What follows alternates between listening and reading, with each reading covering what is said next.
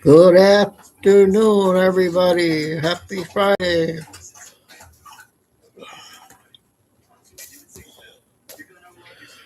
Just had lunch.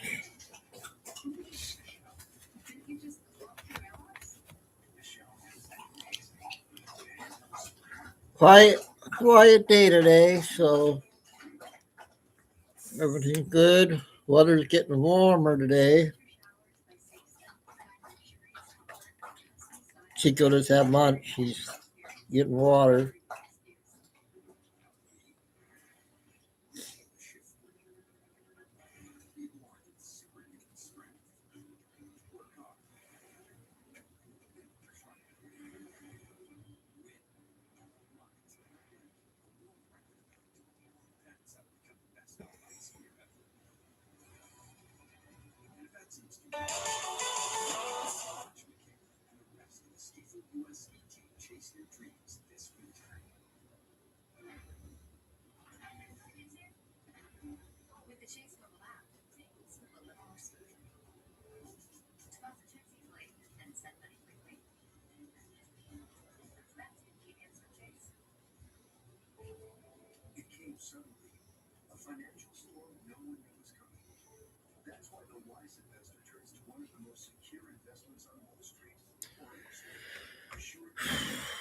So I got a lot of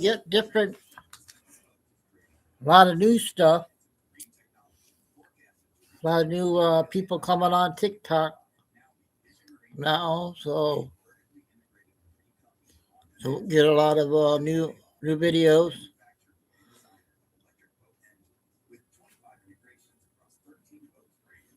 Hey, Paul. No, I'm saying quiet here. I don't have much to do today. The sun's finally coming out, getting a little warmer. Just had lunch and everything. So Chico's all mellowed out for a while. I found a lot of interesting videos today, Paul.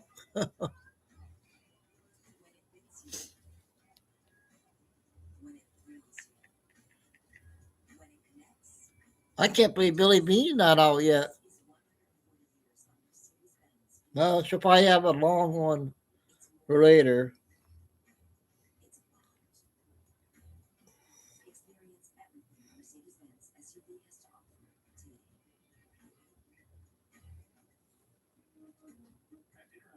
So I guess the DHS funding is tomorrow. Is the deadline.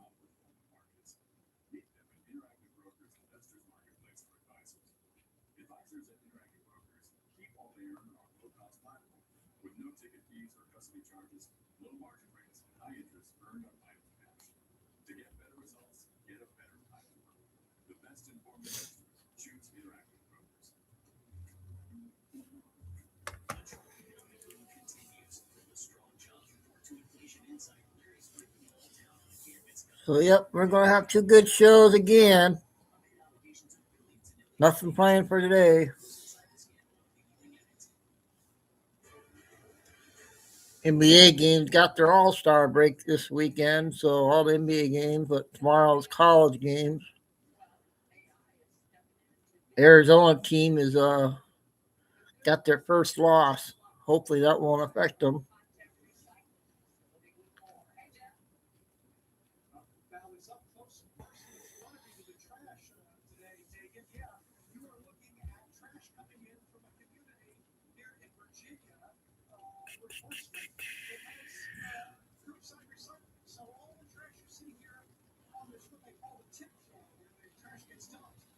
Well, we got 6 showing, 4 likes.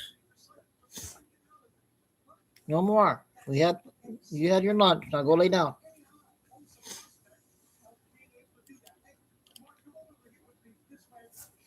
Hopefully Ann will be coming back. I hope.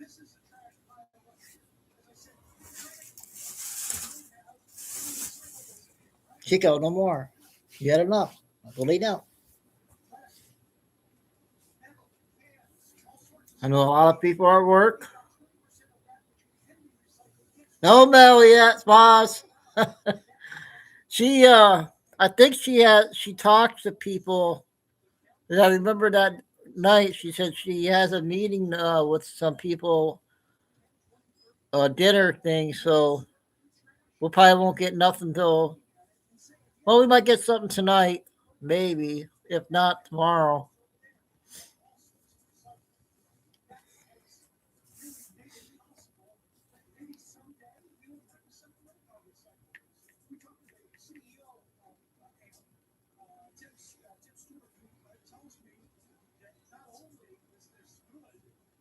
So, Paul, what do you think about that Savannah's mom's case?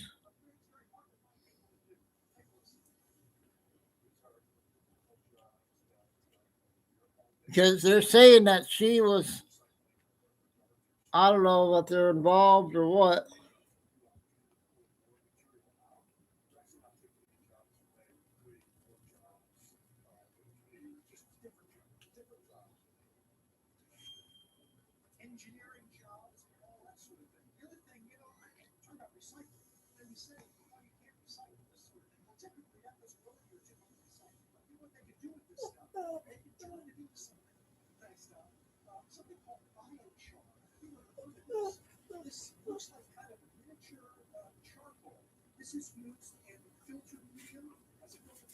I'll be right back. I think Chico wants on the window.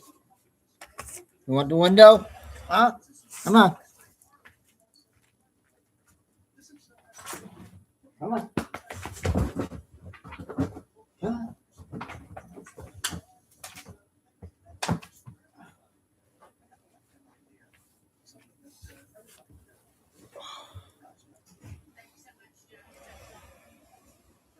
Yeah, and I just understand why they need to do something. Shut the media down or something. They got to get people to wake up.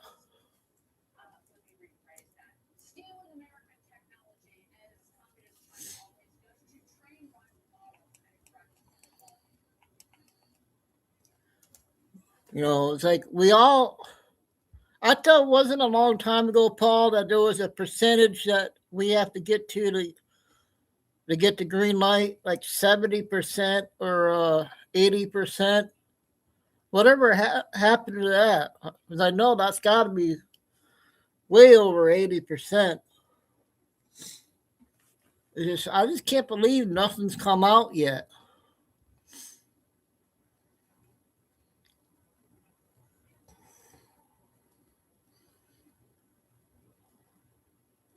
And they say it's a movie and everything. And how can it be a movie? I know it's good actors, they say, but no, it can't be a movie.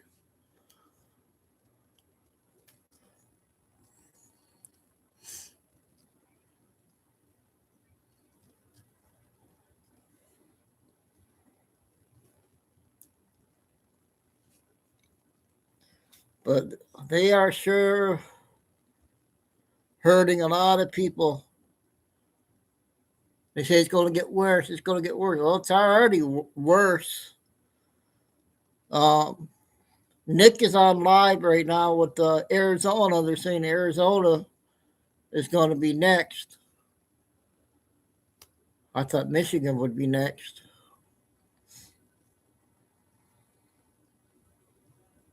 Oh yeah, yep. It's like it's been through twice. How many Easter? We got Easter in April, and they say, "Oh, that's the beginning of the year." But if nothing happens in April, we don't know what's going to happen.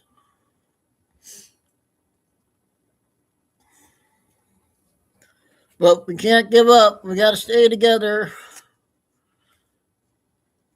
You know, we got to stay together and just stay calm and do the intel, show intel every day and stuff and everything. And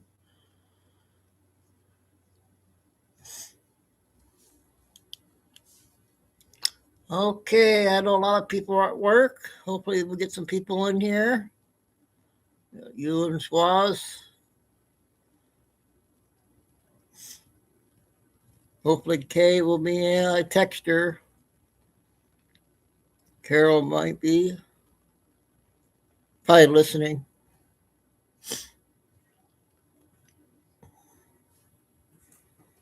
So,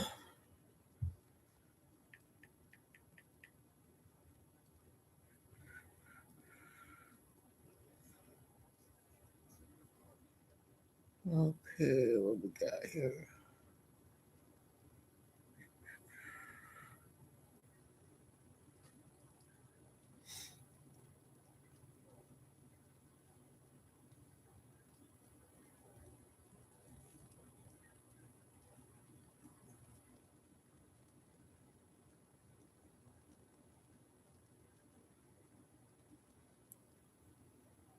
I just checked her page, Squaz. Nothing yet.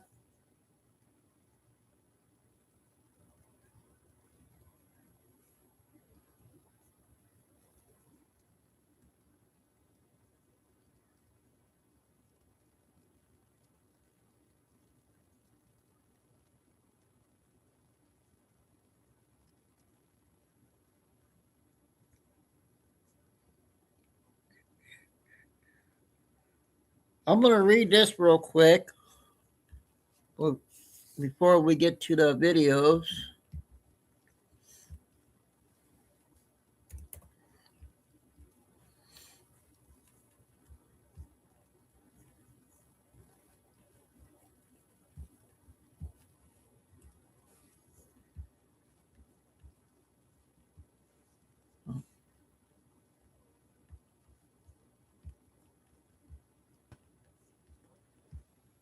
So they said here on this article,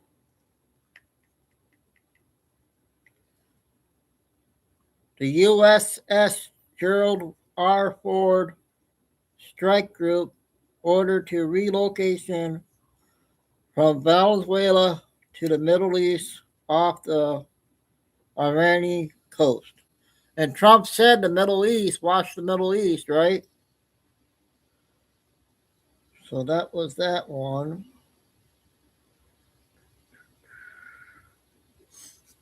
I got a 5-minute clip on the latest on Savannah's mom.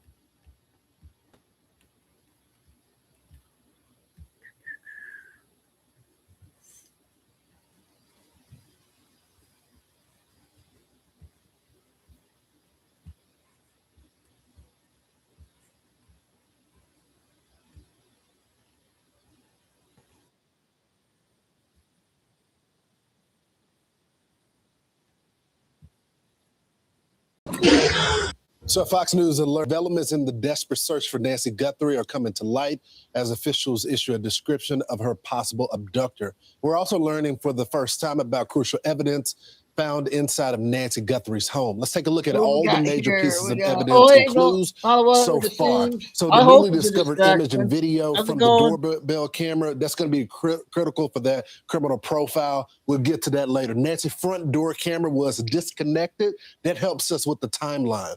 The blood found on the porch was Nancy Guthrie's. That's also the patterns there. We'll get to that later. Can tell us what condition Nancy left in. The pacemaker lost connection with the phone. This gives us, again, a timeline of everything that's happening. The alleged ransom letters sent to news outlets haven't been confirmed if this is the abductor yet.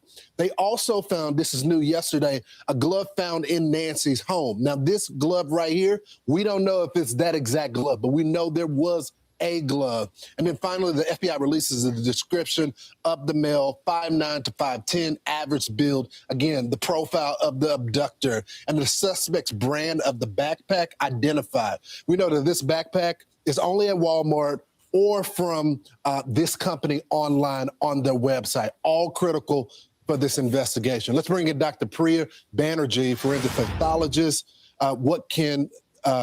She's going to help us understand what the blood spatter on Nancy's front porch tells us about the state she was in. Dr. Banerjee, can you give us some information about the pattern of that blood spatter and the impact on this investigation? Yes, good morning. Thank you for having me. this close-up is fantastic at showing that the drops are landing as circles, and there's different sizes, but you can see very large drops. And I use that word drops or drips. So that is a pattern you see in blood spatter that shows that it's falling directly vertical down, like perpendicular down from a height. It's hard to say exactly where on the body it's coming from, whether it's the head or the hands, but it is dripping from a height. And so it's important to see that they're separate droplets. There's not a huge pool of blood, but there's definitely some sort of fresh injury that she's dripping from. And I can say she because it's been confirmed by DNA that it is Nancy's.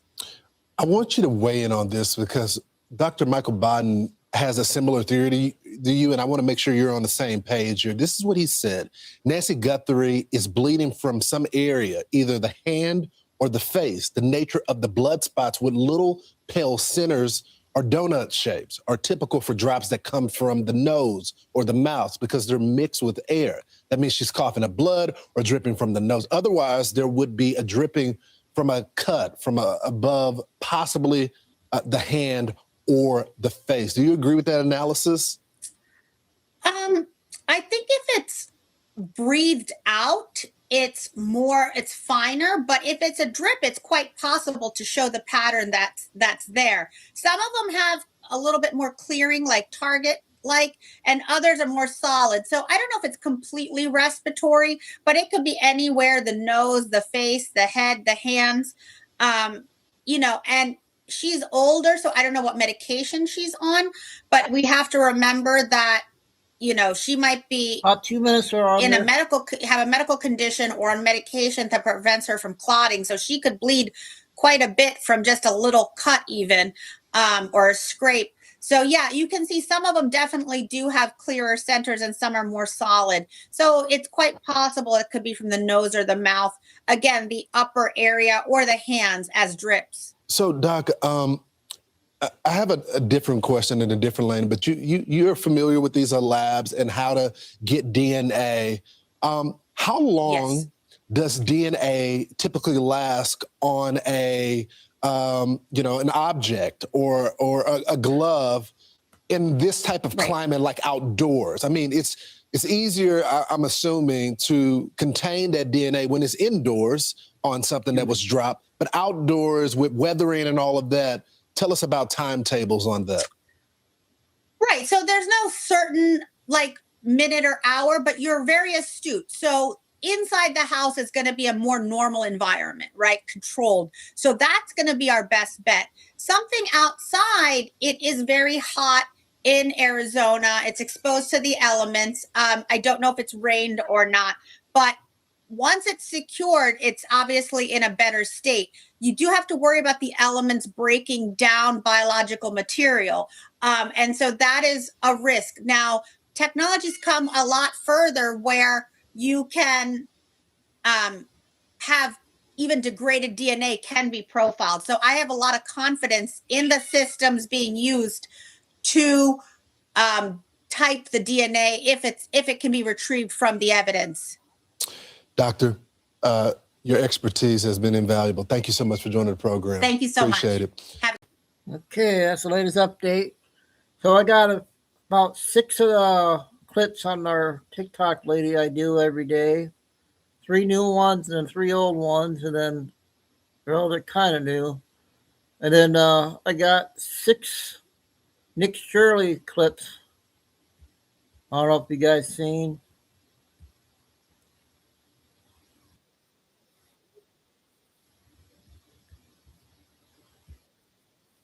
The doors in and flip the hearing upside down. This was hands down one of the most unhinged, combustible hearings I have ever watched.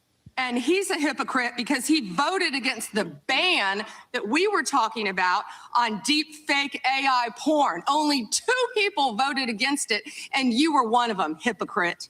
Wow. She came armed with receipts, 0 patience, and absolutely no interest in playing nice. And she steamrolled just about every Democrat who thought they were going to score a cheap headline. And when they lost control, she reminded them, this is not a clown show. If they could maintain their composure, this isn't a circus, this is a hearing. Oh, but it became a circus. So much so that not one, but two congresswomen got so rattled by Pam Bondi that they stormed out mid-exchange. Gone. Exit stage left. We have got all the fiery moments for you, plus the SAVE Act has passed the House and is headed to the Senate. The Democrats' response? Meltdown. So unhinged it somehow manages to be wildly offensive to women again.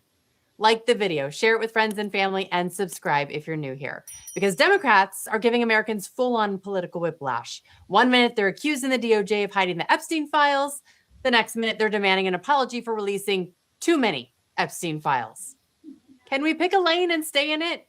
Attorney General Bondi, you apologized to the survivors in your opening statement for what they went through at the hands of Jeffrey Epstein. Will you turn to them now and apologize for what your Department of Justice has put them through with the absolutely unacceptable release of the Epstein files and their information? To secret, then to public, then apologize for both.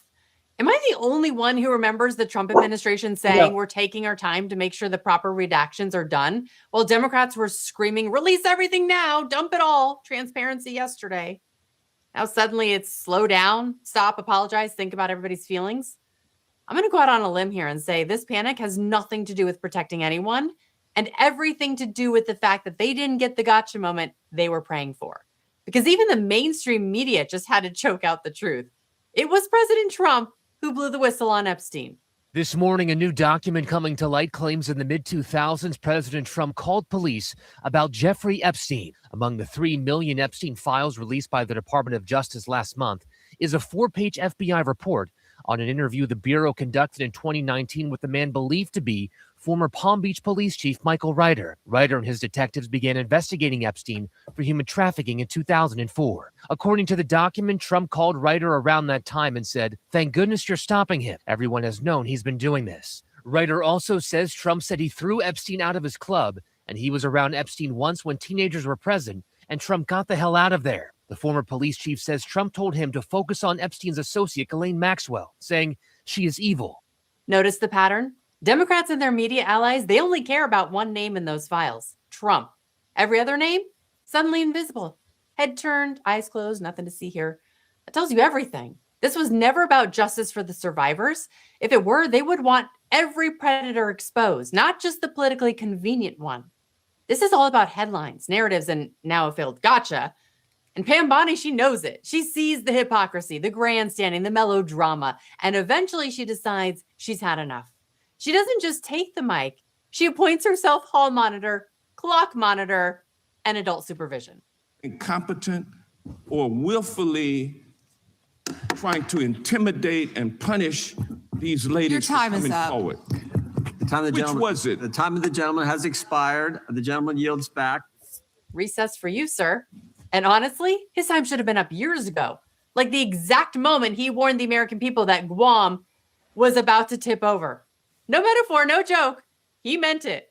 Roll this masterpiece. My fear is that the whole island will become so overly populated that it will tip over and capsize. We don't anticipate that.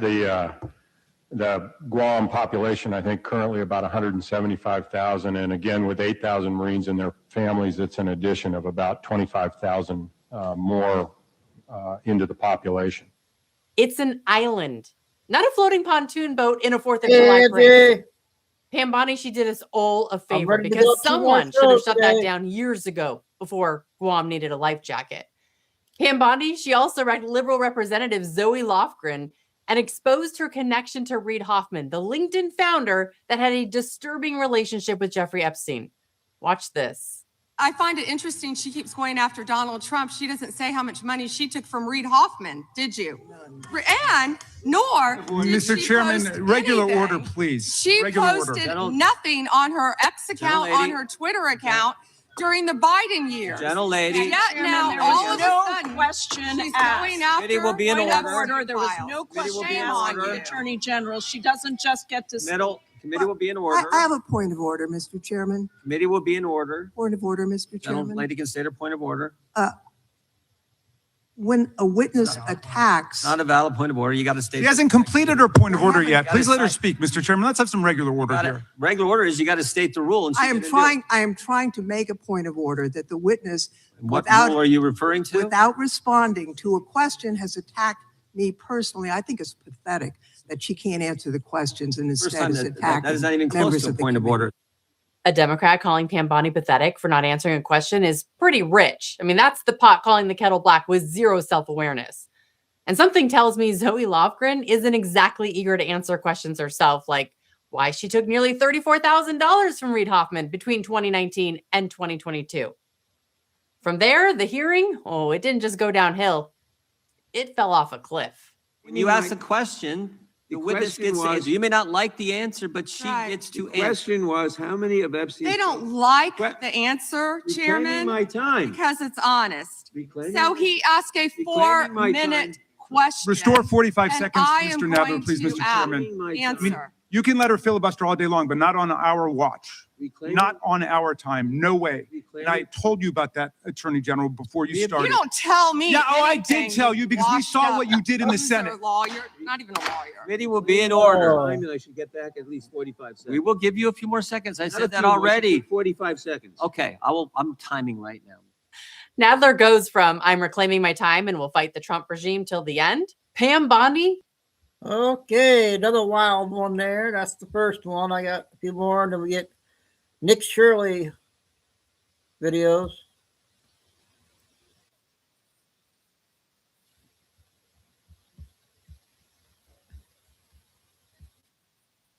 just bad news, it's disastrous.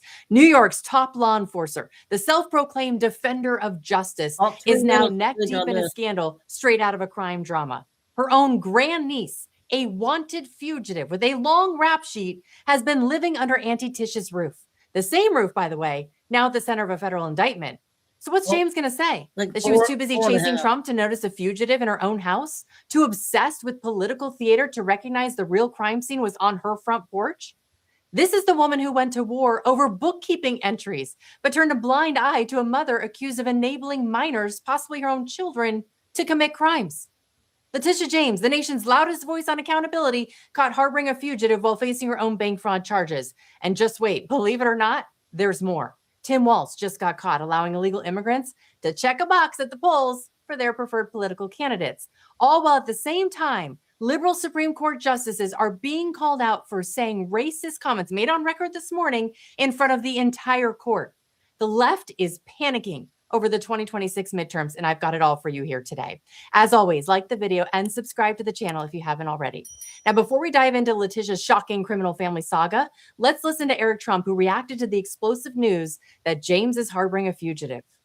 She spent her entire career attacking us. She ran on the promise of getting Trump, of taking us down, of going into the office of Attorney General every day, suing us and going home. And those are her exact words. And, you know, Sean, the great irony of life is, you know, she dug so deep, she ended up finding herself. I mean, somebody who's apparently committed mortgage fraud, and somebody apparently has a felon living in their home right now. Clearly, you're not allowed to do that. But it's really no different than Hillary. Same thing. I mean, they dug so deep with, you know, the whole Russia hoax that Hillary found herself. Same thing with Jack Smith. He dug so deep that, you know, we found out that he was actually planting classified folders in Mar-a-Lago. Same thing with Joe Biden, right? I mean, remember the raid of Mar-a-Lago was apparently on behalf of NARA, right? National Archives.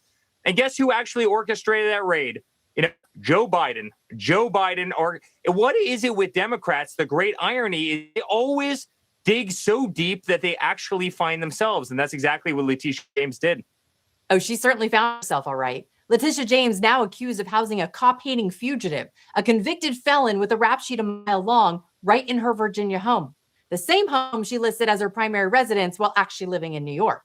Meet 36-year-old Nakia Thompson, Tisha's grandniece, living under her aunt's roof in Virginia with her 3 children in tow. And Thompson is not exactly the kind of neighbor that anybody wants living next door. I mean, she's been arrested twice just while living there for assaulting police officers. And it gets worse. She's also wanted in North Carolina for skipping out on her parole after a 2011 arrest. Fleeing the state made her a full-blown fugitive. Court documents show she was charged with malicious conduct by a prisoner, a felony, by the way, plus assault of a government official and resisting a public officer. So 2 felonies, to be exact. I mean, honestly, she's the poster child for the left's soft on crime approach. And it doesn't stop there. Since fleeing in Virginia in 2020, Thompson has racked up new charges: possession of burglary tools, grand larceny, and even contributing to the delinquency of a minor 3 times, by the way.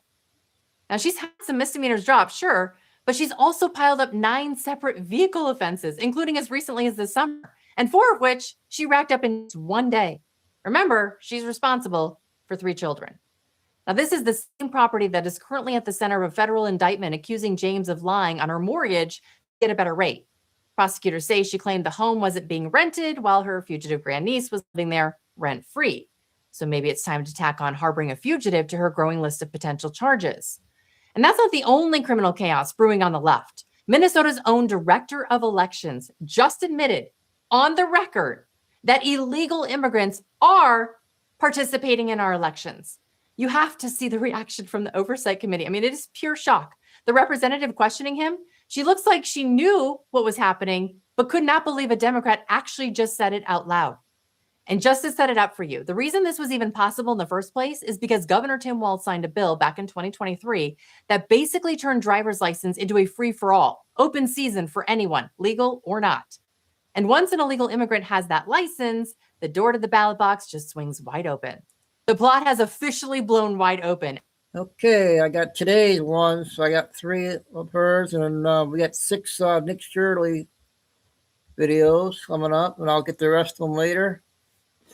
Get all this stuff done. We got I got a lot of stuff to cover. Why is this not?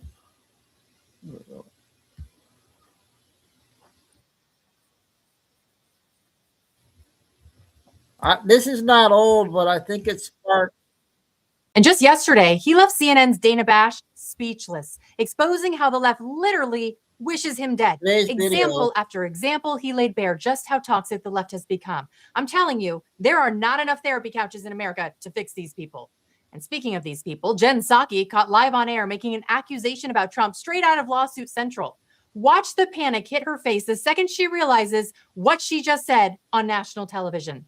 And that's not all. Gavin Newsom's former chief of staff was arrested yesterday in a federal fraud case, and a judge just laid down the law on New Jersey Congresswoman LaMonica McIver, the same lawmaker who apparently thought it was a good idea to body slam ICE agents. It is a jam-packed show today. Hit that like button if you're wishing John Fetterman well, because we're not like the left. We don't wish harm on our political opponents. And if you're new here, subscribe to the channel so you never miss the chaos that's always happening in Washington.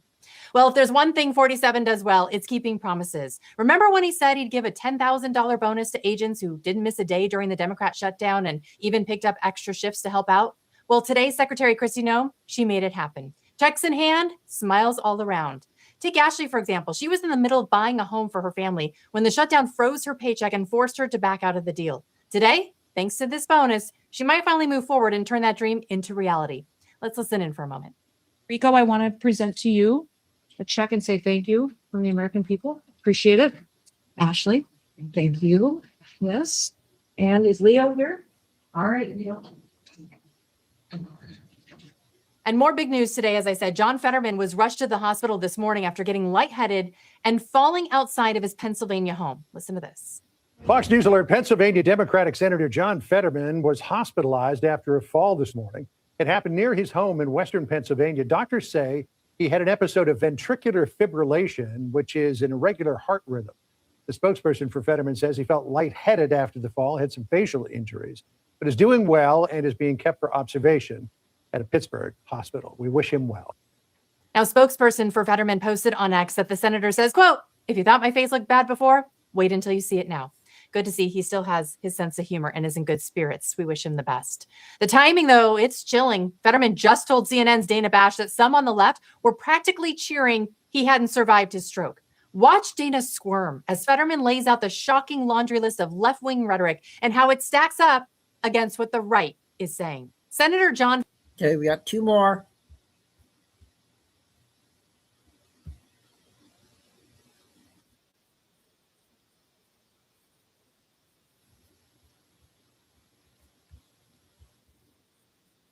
It was about classified documents. you might want to think again. New reports suggest it was really about hiding the Democrats' corruption. And guess who's connected? Controversial judge James Boasberg. More on that in just a minute. And as always, please make sure you like and subscribe. That's good, Carol. Let's rewind to the lie going. pushed from the highest levels of the Obama White House. The goal? Stop Donald Trump before he was even sworn in. Overturn the will of the people, all while lecturing us about threats to democracy. Obama's hands are on this. And what is he doing now? He's over here with his wife doing a podcast, walking without flip-flops on the beach, acting like his whole career was everything and a bag of chips. It wasn't. It was the most corrupt presidency we've ever seen. We thought Joe Biden was bad. Now we know who was behind it all. It was Barack Hussein Obama, and we need answers. And he wasn't alone. The scandal didn't stop at Obama. It included John Brennan, James Tapper, Jim Comey, Hillary Clinton, Joe Biden, and Susan Rice. The whole crew pushed a bogus story that Trump was a Russian asset. Here's James Comey lying through his teeth to Congress in 2017. There should be no fuzz on this whatsoever. The Russians interfered in our election during the 2016 cycle. They did it with purpose. They did it with sophistication. They did it with overwhelming technical efforts. And it was an active measures campaign driven from the top of that government. There is no fuzz on that. It is a high confidence judgment of the entire intelligence community. And the members of this committee have seen the intelligence. It's not a close call. That happened. That's about as unfake as you can possibly get and is very, very serious. Total fiction. This hoax resulted in years of impeachments and indictments and media hysteria, all sparked by a lie. And John Brennan, he was one of the chief architects of the entire setup. President Trump called him out back in 2020. John Brennan was one of the architects, in my opinion. You look at Brennan, you look at Clapper, you look at them all. But ultimately, the president knew everything. The president knew everything. President Obama and Vice President Biden, they knew everything. And Comey and Brennan and Clapper, they all were terrible, and they lied to Congress. They spied on my campaign, which is treason. They spied both before and after I won. And I've got some new details on how the Democrats spied on the president's campaign in just a second. But first, here's a quick refresher on how this whole thing went down. A political party would go overseas and acquire fake foreign intelligence from a foreign intelligence officer funded by donations to that political party in the United States of America, then take that material, package it, walk it to the FBI, literally, and say, hey, we need you to surveil the opponent of our political party who happens to be running for the president of the United States, then convince the FBI to go into a secret federal FISA court that I used to use to manhunt terrorists and say, hey, I need you to wiretap essentially all the comms in and around Trump camp because of the material we gave you, and then have that FBI lie to the federal court and the judge in that warrant application, which is a felony, and intentionally remove information of innocence from that application just to get it above the threshold so the judge would sign it. That's Russiagate. One of the biggest political scandals. Okay, this is the last one, so we'll be caught up with her. We haven't done her in a while. Then we got about 6 new clips on Nick Shirley.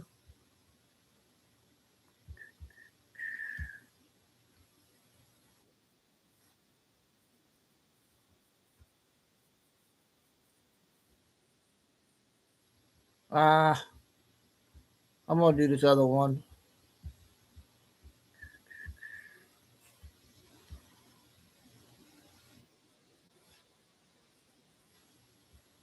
All right. I think we're going to go ahead and get going on Nick Shirley.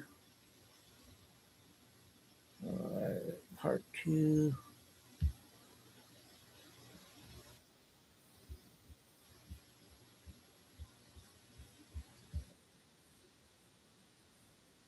There he is. He's running away. What's going on? You got a problem with us live streaming or what? I mean, this ain't where you're from. Is there a problem with me being here? You're a white person. What was that all about? Y'all don't pay the stolen land tax? Have you? Yeah, How so? every single day. Every single day. I pay my taxes. No, I said stolen land tax. You got to pay the people around you. You can't just use people for content. We're not using people for content. You're We're just using going up to people for people. content. We're talking to them, just like we talked to this kid right here. So you pay? He got money. Why would I pay him? We're just talking to people. Because you got money. You're just talking to people. Why do you care if people get paid or not? Because It's just a friendly conversation. It's a free platform. Anybody can do And he it. monetizes himself. How so? What's wrong about monetizing? Clicks, views. You want to care about people? What? Care about people. Okay, I do. Show up for an encampment eviction. I dare you to. Encampment eviction. What do you Yeah. mean? They happen every single day. I go around more places than in America than you've gone around your whole entire life. No, you got to go to show your own people what's going location. on. You got to go to where you're from. Are you from LA? I'm not. Dallas? From Utah. Salt Lake City. Oh, okay. I already see how they treat people there. How do they treat people? Oh, they have a history of cannibalism. Cannibalism? Yep. Are you sure? Because I never heard or seen no cannibalism. No, that kind of white people, they do. What do you mean that kind of white people? You're white as well, dude. I don't know what you're trying to say. And you're whiter than him. No, I'm just as white. No, you're not. I'm just look. No, you're not. I mean, I'm a little pasty, but Very. yeah, but he and all the white people like me, we eat people. What do you mean the white people like you? That means White you're people. a cannibalism. Yeah. Well, all white people are evil people. Are they? They are. And they got to take accountability. You're and they gotta white as take well. I accountability. don't understand where you're coming from. Because you got to take accountability for it. Hey. Hey, that was part 1.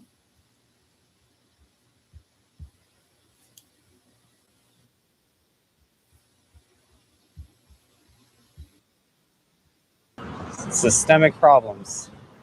So what are you doing to take accountability for your systemic problems that you believe in? I'm being here. Okay, so am I. I don't see that doing nothing, helping. I'm giving up my money, which is more than a lot of people are doing. I give up a lot of money too. I donate a lot of money actually. Do you, as a tax write-off? No. Every month, at least 10%. How much money do you spend traveling places? I have to spend a lot of money to do You don't what I have do. to. You choose to. I don't choose to do that. keep it no, up. you don't. I have You to. can choose to help people where you are. He has to. They have to. No, he doesn't have Yes, to. yes, he does. No, he can Because stop traveling. You've watched YouTube? I don't like YouTube that much. That much. So you've watched it. I have. Okay then. So you've seen bloggers and streamers on YouTube. Yeah. I have seen And it, they but I spend a lot of money to do what they do. Yeah, but see, that money should be going to people who are actually suffering. You know how many people got bills and like medical bills and like housing. Those people that do that, they spend that amount of money doing that. They also spend a lot of money to charity. Charity is not mutual aid. We need mutual aid. We need crowdfunding. We need divestment. We need resources allocated to people directly. Okay, so that and that's not what this is. So that doesn't correlate with streamers. That correlates with the government. Humanity. No. No, that mutual aid correlates is with the humanity. government. Do you know? The government. It's not the government. Like the government. If you want all that, go talk to the government. Don't talk to the streamers government and doesn't tell care. them The government what is they got to do genocide. or what they need to do. He with doesn't their care about money. genocide. Do you? Yeah. I care about genocide. That's why I'm opposed to it. That's why I don't like him being here. Because this right here. Accountability for what? Systemic. Okay, part 3 coming up.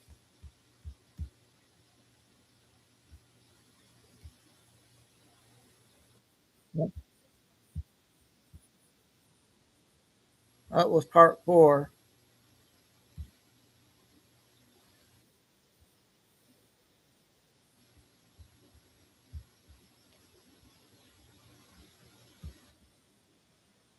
Wait, So but are I you. can say the exact same thing to you. You can. And And you're occupying this and space. we should Hey, be calling Kev, out people. Honestly, we got a bunch I of deserve to be robbed. short ones for doing right now. You say we deserve to be robbed. Yeah. Okay, take his iPhone. We'll be on Take tonight. it. Take it. I use it for mutual aid. You want to help my mutual aid funds? Give me it. You want to? Okay. Give me it. Do you want to Take his iPhone. Take his iPhone. You just said you didn't want it. Give me Dude, it. I use this to help people. No, you don't. Yes, I do. No, you don't. You want to go Who do you talk to help? Rhonda? Who do you help? I help Rhonda. I help my friend Corey. You just said I you help my deserve to be friend robbed, Omar. though. I help so many people that need this because that's the way that I connect with people. They need this. I do as much as I can. But no, They you need you just said you deserve to be robbed. It seems like you need this. He needs a phone. He needs a phone. Help him out. He needs a phone. You want this phone? Come get it. Come get it. He said he deserves to be Come get it. robbed. Do you know what Kofi is? Come get it. We can do that. Come get Look, it. We can do that. Look, now they'll We take can the do phone. Kofi. We Come can do get it. Kofi. I use this for No, crowdfunding. no, you said you deserve to be robbed, though. I use this Break for this mutual bitch aid. in my hand. And you'll be hurting people. Who? You'll be hurting my friend Corey. How? My friend Corey needs resources. Okay. And I can point you to their Ko-fi. I can point you to their Venmo. To If their he Cash needs App. resources, does he have the resources already? Corey, she does not. She does not. No. And how are you helping your friend Corey so far if she doesn't have those resources? Because I give them to her. As well as several other Giving it to people. her and actually allowing her to So you have said- you said- the you said you choices wanna of help This guy said he deserves to be robbed. I don't want him to be robbed. We're not gonna let these kids rob him. But see what happens when he says, "I deserve to be robbed," and then he gets robbed. See what happens? He doesn't want to get robbed because nobody wants to get robbed. No one deserves to get robbed. This guy's a lunatic. Huh? You should be. Should be what? You should be upset with people like me. I am. That's why I'm gonna rob you, dumbass. The fuck? Why? Huh? I mean, why? you- Because you you're can't. on indigenous land, not your Yeah. land. My. You're occupying indigenous land here. Okay, one more part. What do you guys think of this clip?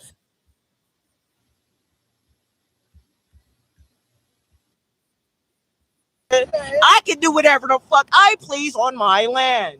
Now give me the phone. I need it to help people. No, you don't. I do. No, you don't. I got 10. I got $10. Give me $10. Hey, I know you got more than $30. Show me your wallet. I'll bet you got $30. Go to the bank. Go to the bank. Go to. No, what? Wait, we still Because- getting the phone. Let me get the phone. Listen, I use it for crowdfunding. You can help me with crowdfunding. Alright, what's I got mutual aid. And you see this, people? You see how the cycle works? I said I wouldn't take the phone. My little niggas on the other hand, I didn't say nothing about them. He said he deserves to get robbed. Yeah, he did. Look at this. Look at this. Here, no. See now, this guy said he put a bug. I brought my mom out here on this trip. He comes and puts a bug on my mom's head, starts touching her, all this stuff, and then all of a sudden he starts following me around, and then he says he deserves to be robbed. And then these kids, we were never gonna take the iPhone, but we're never gonna take the iPhone. I mean, you did get free $10. I get a free $10. You know, bait and switch on them. That was crazy. That guy's over here telling us he deserves to get robbed, and then we show him. Well, rob him. Freaks out. That was crazy. All right, young men, come here. Come in. Come here. Look here. Look at him. He's flashing at his buddy. He's happy. All right. You guys are good kids. You guys got good futures. Don't go messing it up, all right? Won't. Don't go messing up. Don't be doing drugs. Don't get into violence. Stay in school. Do good. Advice, I ain't gonna lie, out of all of us, it's these three youngins right here. Yeah, these three youngins right here. 1, 2, and 3. These three. Yeah, no, They need real advice. Yeah. They hard-headed too. yeah. Yes, you do, boy. I'm gonna get you got. Hey, listen. Just listen to what you gotta say, bro. Look, Just listen to what you can be a Mother model, Booker nigga. T's over here telling you you're beautiful, all right? But listen, follow me on Instagram. I'll accept your messages. All right. If you ever need anything, shoot me a text. All right. If you ever need any advice, need anything, phone call, anything like that, I got you. All right. Sound good? We got a deal? But stay out of trouble. All right. Land, my people. That was a good. So we got a couple new people, ladies on TikTok, started up with Intel. So I got a few of hers, and then I got another Kennedy video, and just down the road.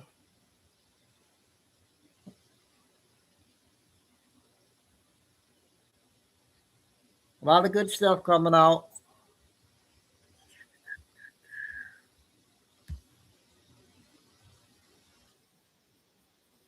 Did we play this last night, you guys? I can't remember. It is February 12th, the year of our Lord 2026. This one's 9. I'm sitting here waiting for a pizza to be made. And it came across me about the voter ID and what I've been trying to do and tell people for a number of years. I'm the founder of EPAC, Ensure the Preservation of America and our Constitution. I wrote a book and I produced 4 documentaries about Marxist political warfare. One of the major components of Marxist political warfare is to take control of the elections within a particular nation or its state or nation state. Here in America, many people were saying for quite some time that our elections have been rigged. Well, there is some sort of truth to that, but the point I want to make is that it's kind of hard to prove that the elections have been rigged. That takes a lot of effort, and it takes a lot of court time. What can be proved, and what is very, I guess, what you might say, rudimentary, is the system has been gamed. Back in 2020, shortly after the election was over, Stephen Miller, who works for Donald Trump, said, and I quote, "Millions of people are voting in our elections that are not citizens." I produced 4 documentaries. I don't think we played this. In a couple of our documentaries, we show you how the system has been gamed. In any particular state, in a federal election, when they're voting for a president, all you have to do is stuff the ballot box with ballots for a particular candidate, and that state will turn over their electoral votes. Okay, that's what the question was about in the election of 2020. Donald Trump objected. That's his right. I don't know if everybody remembers, but in 2016 and earlier, and actually in 2004, the Democrats objected emphatically. They were going nuts. In 2016, like a dozen of them went before Congress when they were counting the votes and objected like it was the end of the world. Well, Donald Trump objected as well. And January 6th was talking about, and what happened was they had to have some sort of chaotic event to stop the electoral vote count.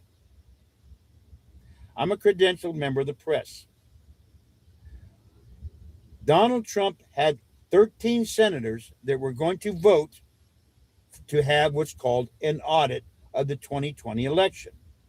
The only way to defeat that vote was to have a break-in or a chaos that scattered and subjugated the vote. And that's exactly what happened. Because if Donald Trump's objection would have gone through, an audit would have changed the voting landscape and the landscape of this country forever. Because everybody pretty much knows something's wrong with our general election system. It's been gamed. How has it been gamed? By registering people to vote en masse. Since 2004, the Marxist machine has been registering people at a clip unprecedented in U.S. history. They saw that the one way that they could get control is to stuff the ballot box. It's pretty rudimentary.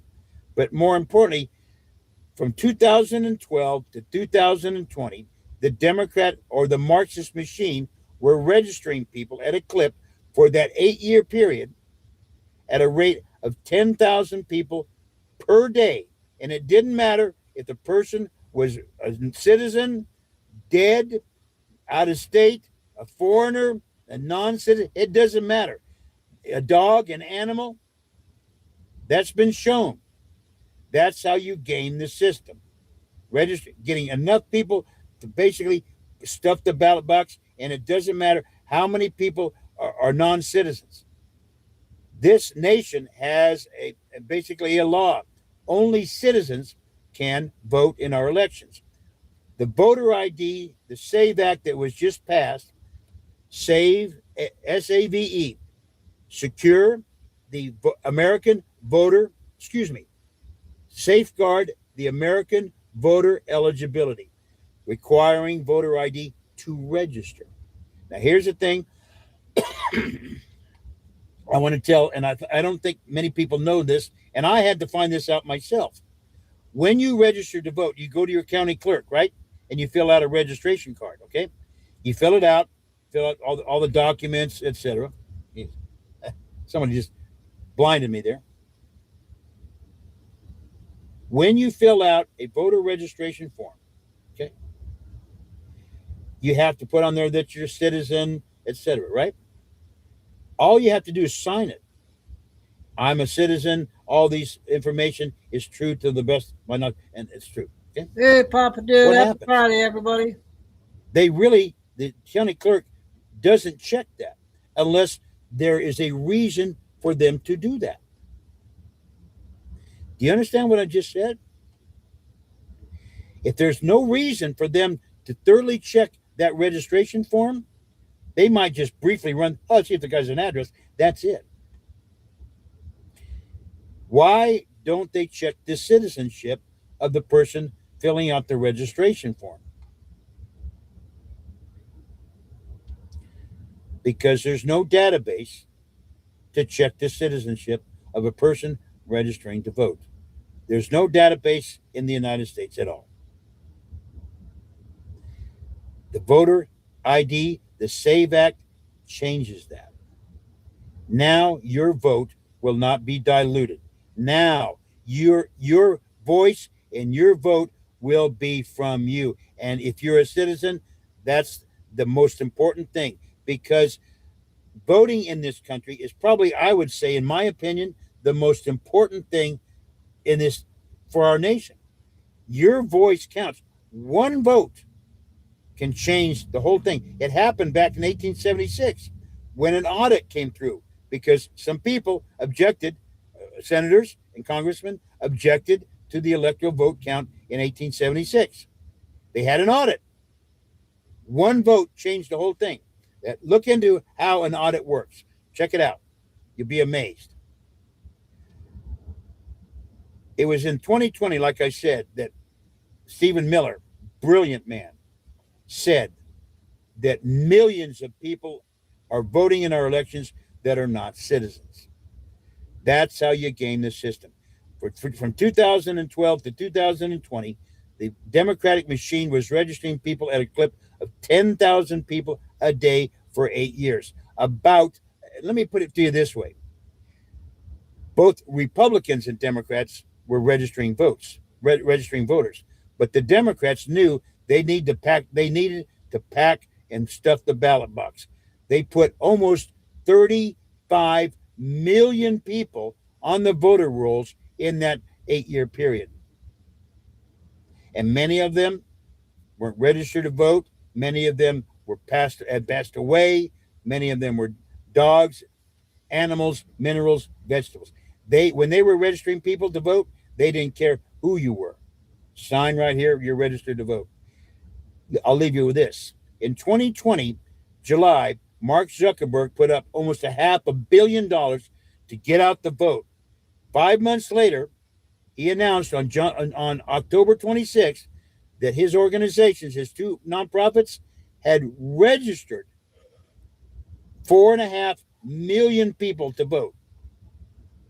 That's how you game the system. And here's the interesting point. They were registering in that 5 months.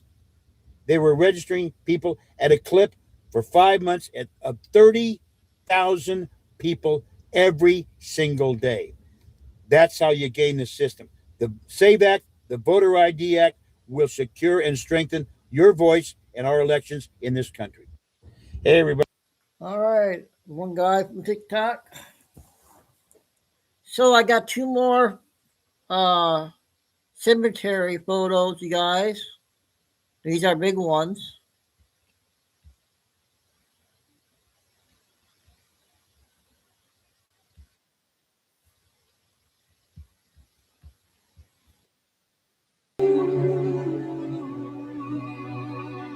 Marilyn Monroe.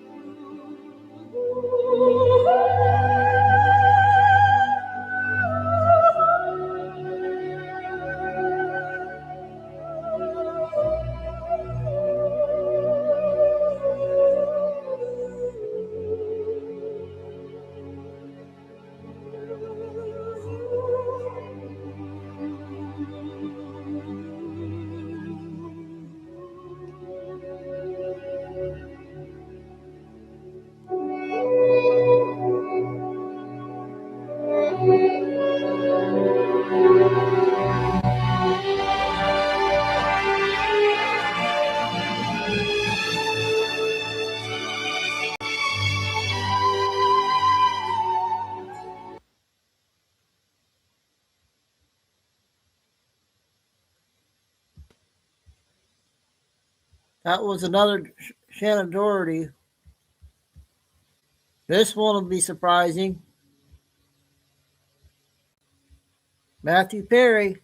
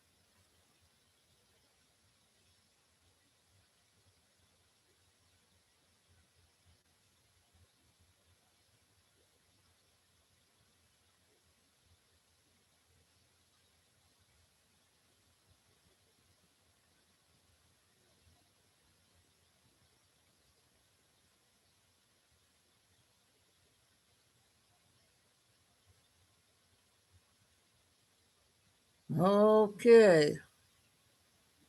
Last one. So those are the last two there for now. Next one's 4 minutes.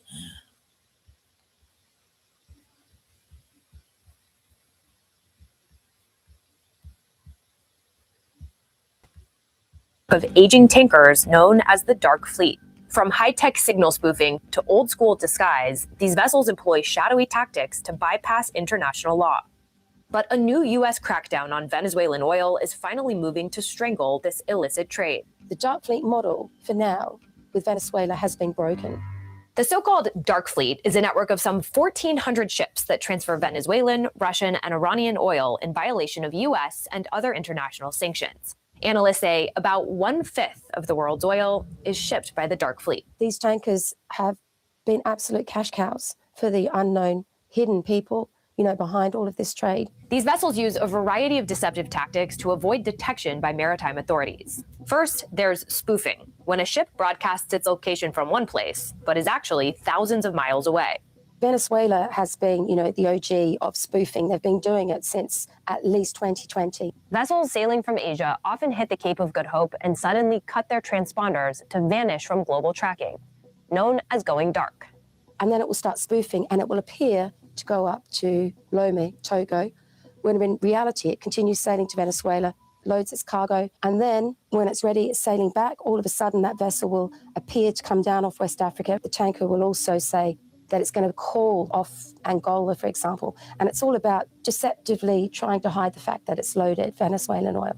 Second, vessels will use covert ship-to-ship transfers once they've vanished from the digital map, like this one caught on a satellite image in the South China Sea.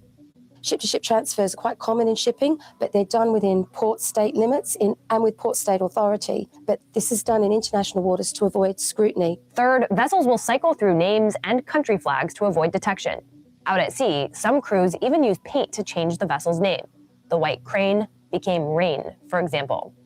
These ships register in countries with looser maritime laws, or they fly false flags and have no registration at all. So the equivalent of putting false plates on your car. But the problem with falsely flagged vessels, and there are literally hundreds of them now, is that they're flagless, they're lawless, and they're stateless. And that makes them vulnerable under the United Nations Convention of the Law of the Seas to interdiction and seizure by national authorities because they can be boarded. All of these tactics had helped Venezuelan strongman Nicolas Maduro evade U.S. sanctions and keep oil revenue flowing. In 2025, Venezuela exported roughly 800,000 barrels per day. About 75% of that oil was done on sanctioned tonnage, and most of that sanctioned tonnage was deploying deceptive shipping practices. Now the U.S. is cracking down, and it has seized several ships engaged in deceptive practices. The Skipper is one of those sanctioned ships. The 20-year-old tanker spoofed her location, showing she was offshore Guyana around October 28th. In reality, she sailed into Venezuelan waters, where she loaded up at the Jose terminal. On December 4th, she left with about 1.8 million barrels of crude oil. 2 days later, she offloaded a portion of that oil to another ship offshore Curacao. But before she got much further, the Skipper had visitors. A team of U.S. forces rappelled onto the ship, eventually redirecting the Skipper to U.S. waters. The interdiction of the skipper gave the owners and controllers of many dark fleet vessels pause for thought. And so that's when we started seeing vessels sailing to Venezuela, in a holding pattern for a couple of days, and then eventually they turned around. Since then, the U.S. has interdicted several more tankers as it enforces a de facto blockade of Venezuelan oil, even after capturing Maduro. In response, some dark fleet vessels have raced to evade capture. The Bella One is just one example. As the Coast Guard chased her through the North Atlantic, the Bella One changed names to the Marinera and registered in Russia. The crew even painted Marinera in Cyrillic on the side of the ship, along with Sochi, the name of its new Russian port. Still, U.S. forces seized the vessel on January 7th. It was a fake Russian oil tanker. They basically tried to pretend to be a Russian oil tanker in an effort to avoid the sanctions regime. Analysts say that in the face of the U.S. campaign, a number of ships are trying to seek protection under the Russian flag. That trend accelerated so rapidly that we've seen 20 vessels reflag since early December through to, early January. And they're not just in Venezuelan waters, they're also going through the English Channel, through to the Baltic to load crude and refined products for Russia. And so this, I think, is part of Russia trying to reclaim these vessels. Remember, the dark fleet is kind of like a lifeline for its energy commodities revenue, so they need to guarantee the safety and security of those ships. Now there are no dark fleet tankers loading up on Venezuelan oil to ship to other markets, according to shipping analytics firm Kepler. President Trump has said the U.S. will control Venezuelan oil exports indefinitely and in cooperation with Venezuela's state-run oil company. If and when sanctions are rolled back, millions of barrels of oil will be shipped on law-abiding tankers to refineries in the U.S. And analysts say it will mean the end of the dark fleet in Venezuela. We haven't seen a dark fleet vessel arrive in Venezuela in weeks. It's quite likely that we won't see another dark fleet tanker load there. And when there's no more business for them, or they just get too old, too expensive to maintain, the beneficial owners just abandon the vessels and their crew. While the dark fleet may be out of opportunities in Venezuela, it could still operate globally to move Iranian and Russian oil. But some analysts say the Trump administration has created a playbook that other countries can adopt. I think the tolerance for the dark fleet is particularly low now. So there could be a lot of changes in early 2026 about how Western governments want to deal with it. Across the globe, billions. Okay, that was an important one there. Okay, this one is a new, did we play this one, you guys? Let me see here.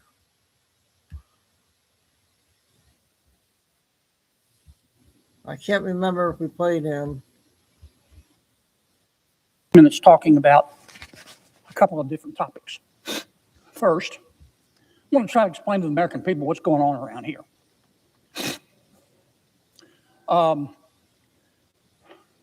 Some people are going to try to tell you, American people, that what we're engaged in is a rational discussion of how to use scarce taxpayer dollars to fund the Department of Homeland Security.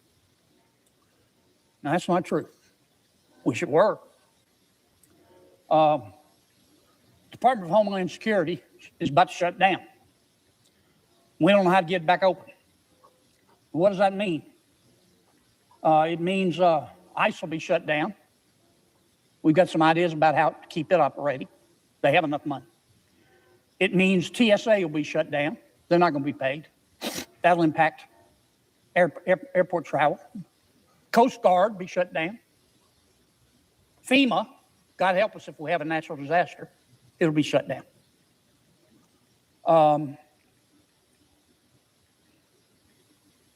What's about to happen is top of the list, king of the hill, number one, stupid. And it's happening just not because of policy. It's happening because of raw gut politics.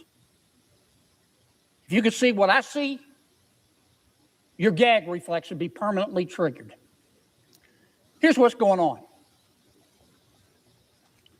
The Karen wing of the Democratic Party is in control of the Democratic Party. And the Karen wing of the Democratic Party, not all Democrats, but there's clearly a Karen wing.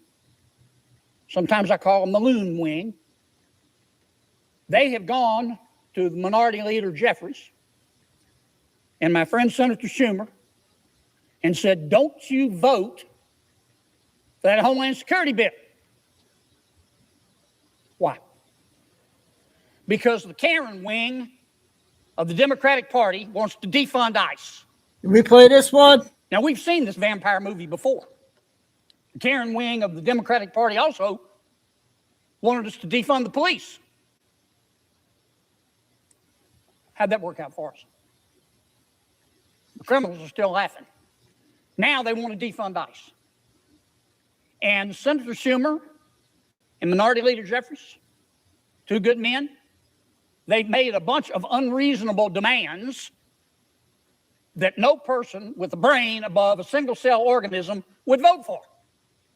It would put handcuffs on ICE. That's just a fact. And they know that. I'm not going to vote for them. Sure not going to vote for them with a gun to my head. Hey, Jordan. Mr. President, I'm going to spend a few minutes talking about. Okay, that was over. All right, this is the new lady I was telling you guys about.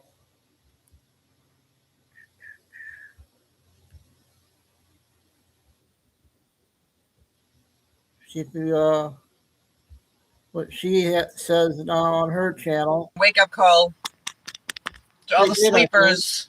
All the sleepers out there. You guys are still out there. Okay, thanks, Paul. Start doing your comparisons. Start putting old pictures of them together with the new pictures. Compare them side by side. You can see it's not the same people. They're pretty much all gone. You need to accept it and move on. Accept it. Accept it. I know it's hard to accept it. And it will come out. It will come out. They're not going to put it out there when they're still on a mission trying to scoop them up, okay? They're going to wait. That's why the Epstein files just got released. Because the majority of them are pretty much gone now. People don't want to wait and they're impatient. I would rather wait, though, the 20 years or whatever it takes for them to stop this cruelty of what the hell went on with these babies and children. If it takes forever, then so be it. It takes forever. If they are stopping this shit, and they'll never fully stop it. There's always going to be demonic people out there. Always. But it was all of them. All of them. That's a lot to take down, and to do it low key without it publicly getting out there. They would all start running and hiding. Obviously, they had to keep it low key. Obviously, it's going to take years to do this. There's too many of them. Yeah, there's clones out there. There's masks. More masks than anything. Hollywood. They know how to do it, you know? They fooled a bunch of you. Not all of us, because a lot of us looked at these masks and said, what the hell is that? Okay, completely different bone structure, different ears, different height, different everything. When you are awake, you notice everything. You're scoping everything out. You're analyzing everything. There's a lot of sleepers still out there. You guys got to wake up. You're being played. Get over it. Accept it. Accept the fact that the people that you idolized or really, really liked were pure evil. They were friggin' evil. Sounds like a pretty good lady Just there. accept with it. Intel. Point blank. Have a good day and wake up. Bye. That was good. Next one is 10 minutes. A guy that's new on Telegram. So let me know, Paul.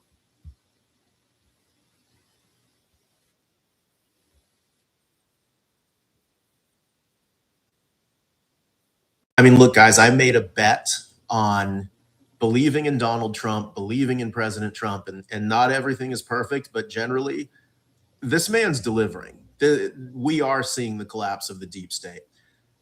Now, let me explain this, because I'm going to be touching upon a lot of topics, trying to explain what's happening, especially in light of the Epstein files. Guys, there are two ways you communicate important information in Washington, D.C. One is having a very secretive meeting between two people who are trying to exchange info. The other is a distress call. The other is a distress signal. And when I say distress, I mean like you're stuck on an island, you've pressed the button, the red lights go off, the alarm goes off. It is distress.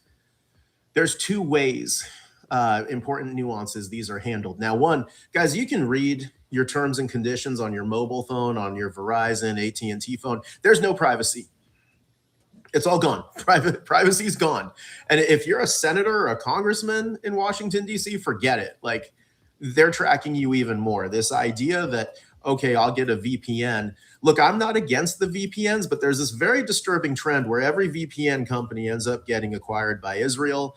I'm almost wondering at this point if VPNs are really just like a digital honeypot, because by signing up for a VPN, then they definitely know that you're trying to keep your communications secret. So it doesn't mean that we can't communicate. I mean, guys, just communicate. It just is what it is. If anything, by being honest and by not speaking in code and just speaking in terms, we're really overwhelming their systems, because they're going to have a hard time looking for the words they're trying to identify. Anyways, like I said, there's two forms of communicating in Washington. So form number one, you're telling a really important secret. Even the Oval Office is bugged at this point. That's my opinion. That's my opinion. And by the way, everything I'm saying is fairy tale, conspiracy theory. Don't believe a single thing I'm saying. I have no credibility. Thank you. But like every room in Washington, D.C., as far as I'm concerned, is bugged. So sometimes you will see two very important people, and the newspaper might catch it, meeting up somewhere totally nondescript. A cafe, a coffee shop. Sometimes they'll literally rent like a canoe and go on a lake. Sometimes they'll go on a cruise. Those are the most important meetings in Washington, D.C. Those are two people or a couple people getting together and saying things to each other that they know they can't anywhere else. It's not going to be This one protected. okay? When the president meets a foreign leader in the Oval Office, big deal. It may not mean much, but if the president then walks that foreign leader out to the Rose Garden or to the lawn and talks to them more to the lawn, that means something important is being discussed. That means this world leader, whoever it is, meaningfully has the president's attention. So that's how you distinguish when an important meeting or something important is being said in Washington, D.C. Then the other one is a distress signal. And that's when the buttons press, distress is happening, blah, blah, blah. We had a massive distress signal yesterday when Ro Khanna, Democrat congressman from California, and understand this, when you give a distress signal as a political party, it has to be from someone with credibility. It can't be from a Yahoo. Trust me, guys, I've worked with congressmen. Most of them are just complete idiots. The senators are sharper, but they're compromised. That's the problem. The senators are sharper, but they're compromised. But most congressmen are idiots. The senators are sharper. Most congressmen and most senators don't know what's going on, though. They really don't. They read the news, they react. They really don't know much more than you. But the ones on the intelligence committees, and then another like select few, they know the truth. They know what's going on. Ro Khanna is the most credible Democrat up there right now. And look, I don't like Ro Khanna. Ro Khanna is a charlatan. He sits there saying he represents Epstein victims and then only releases the emails related to Trump. This guy's a complete fake. But that said, if you read the tea leaves right now, I'm kind of stunned that for his fundraising capabilities, Ro Khanna is not running for president. Kind of stunned he's not running for governor of California. Ro Khanna is being set up to be the next Speaker of the House if the Democrats win, if they ever win. But Ro Khanna has basically become the Nancy Pelosi replacement. So this is a guy with he might be the most powerful Democrat right now. And he's going to stay that way for a couple years or a long time. Ro Khanna came out and said, the royal family is collapsing. That's a stunning admission. That's a stunning admission. And he said it's because of Epstein and they're going to have to answer questions. What's the distress signal here? This is a distress signal. This is Ro Khanna telling a distress signal to all the other Democrats who can figure it out, and then they're going to go tell all the other idiots. The distress signal is, guys, we got to find a new daddy. The Democrats got to find a new daddy because they're creatures of the deep state. The deep state is owned and run by Europe. I'm not saying it's not in America. There is American affiliations. 4 minutes. But it is owned and headquartered in Europe. The Democrats serve it. They believe in European supremacy. They don't believe in American exceptionalism. They believe in European exceptionalism. And Europe always gives the Democrats their cut. As I've always said, it's easy to purchase Democrats. That's why I always say vote Republican. Republicans aren't angels. Democrats are so easy to purchase, though, because every Democrat wants to create government jobs. That creates more labor union jobs. The dues from the labor union salary then go towards political contributions solely to Democrats. This is a revenue stream for the Democratic Party. So in order to purchase the Democratic Party, all you have to do is say, hey, give me $500 billion for such and such program. I will create government jobs. I will even do it if you give me foreign aid. This is why the Israeli government wants Democrats. This is why Europe wants Democrats. And those two entities are the daddy. They're the deep state. They are the daddy for the Democratic Party. And Ro Khanna is doing a distress signal right now and saying, guys, our daddy's going down. Like, we're not going to have a daddy. Now, why is this important? Europe benefits from us doing NATO. We give them foreign aid. They don't have to defend themselves. Both Europe and Israel, we basically protect them. We give them discounted weapons that they can go sell for a lot more money to other countries. SWIFT banking that tells our banks what to do and caused the 2008 financial meltdown, headquartered in Europe, ran by Europeans, controls all American banks, and it shouldn't be that way. Epstein ties this all together. Prince Andrew from the royal family is running around with Epstein. Ehud Barak from Israel is running around with Epstein. Epstein's from Israel, coordinating all of this. He's the guy that had to blackmail American politicians and figureheads so that this system of supremacy and giving Europe and other countries everything that it wants off of our backs continues. So it's incredible because Europe is collapsing. This was the distress signal from Ro Khanna today. Europe is collapsing. And he didn't say Europe, he said the royal family. But who would have thought that the royal family is collapsing? But that's the thing, guys. The royal family is one of the major heads in Europe. They're part of this. If you read 107's book, A Kid by the Side of the Road, he confirms this. So the royal family, along with certain European banking families, and, you know, if you look at the royal family, they are in charge of England. They're in charge of Canada. This is no joke. They own these places. Denmark, which is claiming Greenland. The Denmark royal family is in charge of Denmark. They own Denmark. If you own a home in Denmark, it's not your home. That's the king and queens. They can take it back anytime they want. They pretend they can't, but they can. So for Ro Khanna to say the royal family is on the verge of collapsing, this is the distress signal. The deep state's going down. Guys, we got to find a new daddy. Something's going wrong. And you got to remember, as I've said in my other videos, what the plan was. Europe was going to bait Putin into a war in eastern Ukraine. They started ethnically cleansing the Russians there. Putin got involved. They baited him in. They were going to invade Russia, take Russia's oil and resources, then take Greenland, then take Canada's oil, then take Venezuela. The country that has a blue and white flag, in my opinion, was going to take Syria and parts of Iraq, and that was going to be the Epstein coalition supremacy, the European supremacy. That was supposed to be the new century. Trump has stopped it all. And he has stopped it all by basically saying, I'm not paying for the UN, which is a European entity.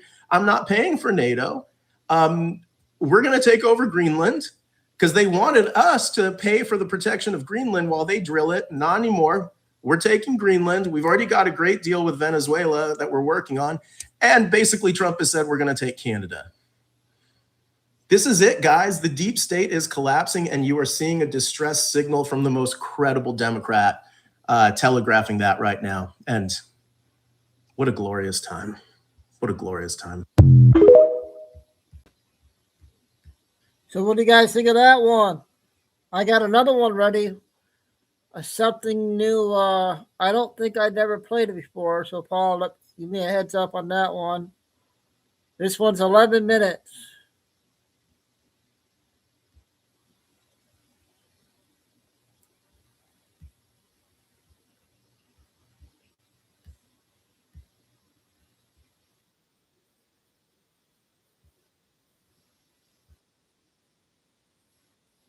With Hillary Clinton, in which she was conveying an interest in the body of Thanks, Gilgamesh.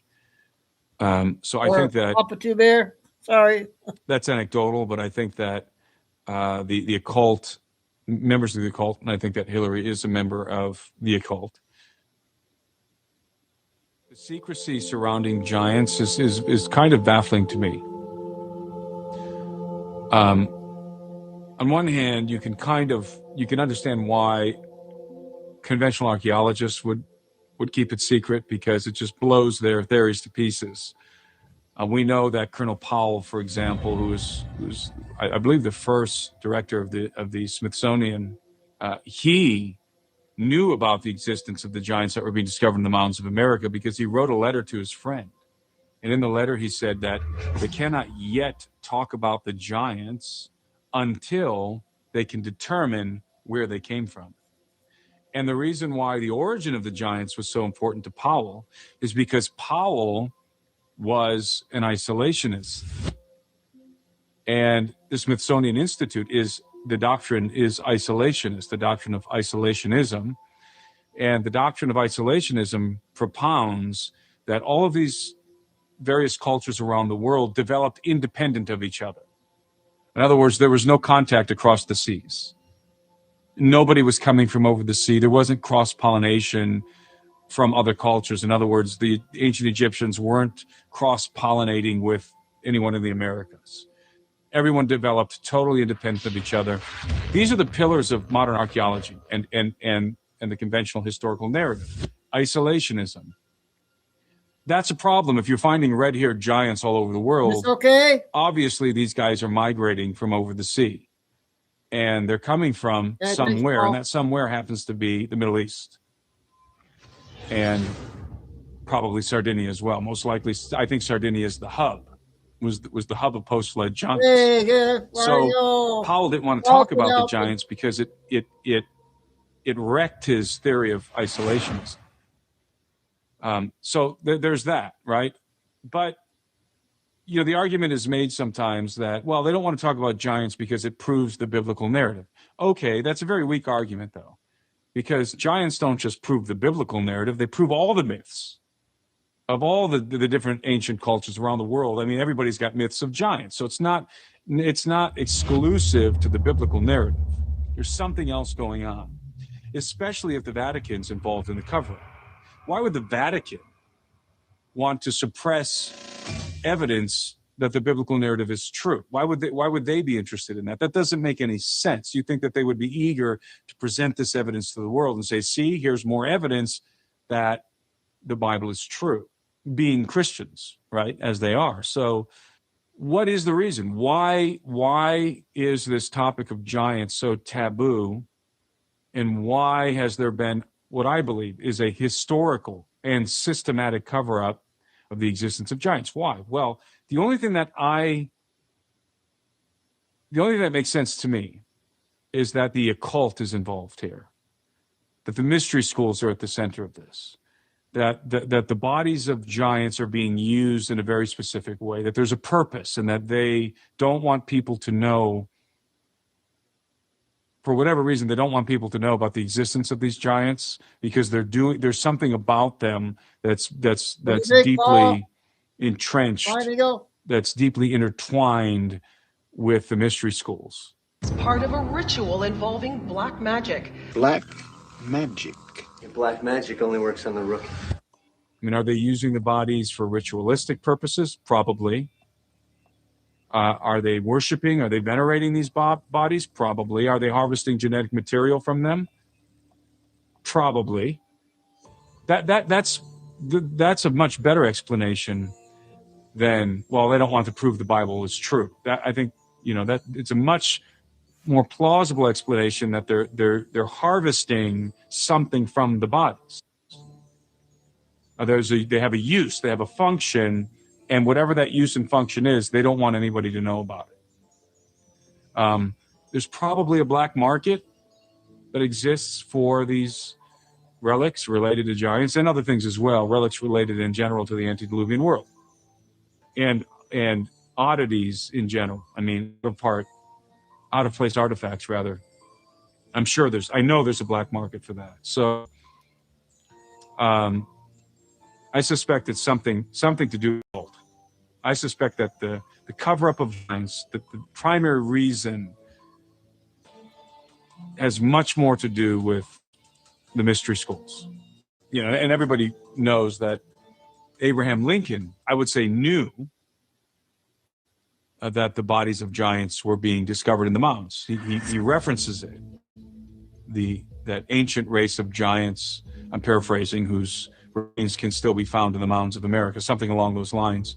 Abraham Lincoln, that was a definitive statement by Honest Abe. And so I don't think there's any doubt whatsoever bodies of giants were being discovered in the mountains of America, just like they were being discovered all over Sardinia. I think in some sense, and I illustrate this in the film I made about this, Holocaust of Giants, that in my film, Holocaust of Giants, I draw a correlation between Sardinia, the situation that was happening in Sardinia in the 19th and early 20th century, and the situation that was happening in the United States, namely with the Smithsonian cover-up of the remains of giants that were being discovered in the mountains and elsewhere in the 19th and early 20th centuries. So I think there's a very interesting correlation there. Both America and Sardinia, for whatever reason, both of these areas were littered with the bones of giants. Don't you guys remember? Don't you guys remember? It's this website, WikiLeaks, and who is Hillary Clinton? Hillary Clinton drank the blood of children? I'm pretty sure it was Gilgamesh. Gilgamesh. You guys remember that? We know that in the Podesta emails that were leaked, there was an email in there that was associated with Hillary Clinton in which she was conveying an interest in the body of Gilgamesh. So I think that that's anecdotal, but I think that the occult, members of the occult, and I think that Hillary is a member of the occult, have an interest in the bodies of giants. I think there's something very nefarious happening. I do believe that the late Tom Horn once related to me a very interesting story in which, and he's talked about it publicly as well, but he told me the details of this story while I was staying with him at his house in Crane, Missouri. And he told me that he had obtained images from the invasion of Iraq, specifically from an operation that was happening at the museum in Baghdad, the History Museum in Baghdad. And the images depicted specifically some very large sarcophagi that were being removed from the museum and loaded up into Chinook helicopters. And that after Tom had downloaded these images on his computer, shortly thereafter, his house burned to the ground. And he lost everything, including those images, but he lost everything else. He had a very substantial library that he had lost among all of his personal affects. So it's plausible that part of what we were doing in Iraq, part of the operation was to recover the bodies of giants, the remains of giants that we knew were being kept in the museum in Baghdad. And I think we did go and recover. I have no reason to doubt Tom's story. I think we did recover those bodies. I have no doubt that the bodies and bones of giants have been secreted away to the Smithsonian repositories and remain there to this day. It's this cult where they initiate new members by making them do rituals and stuff. Tell me, what do you do with the over, you bones? guys. What's with the bones? I translated those pages, and they were all to do with summoning demons, okay? They're pure evil. The pure evil. Is it possible, and I'm just thinking out loud here, is it possible that you can utilize the cadavers of giants to summon the spirits of the giants, i.e. the demons? We're talking about the disembodied spirits of the giants that are wandering the earth as disembodied vagabonds, the possessing spirits. Is this the interest that the occult has in these in these bodies? Is this why they want the remains of giants? Can you somehow use these remains in an occult ritual and occult practices to summon or control or even use them to as a mechanism through which you can become possessed or other people can become possessed with the spirits of these deceased giants? Maybe that's the interest here. Okay, I thought those two were a surprise videos there I found. So I got a 5-minute one, and the YouTube lady has another good one out today. She already has 1,000 views on it. We'll play the 5-minute one first.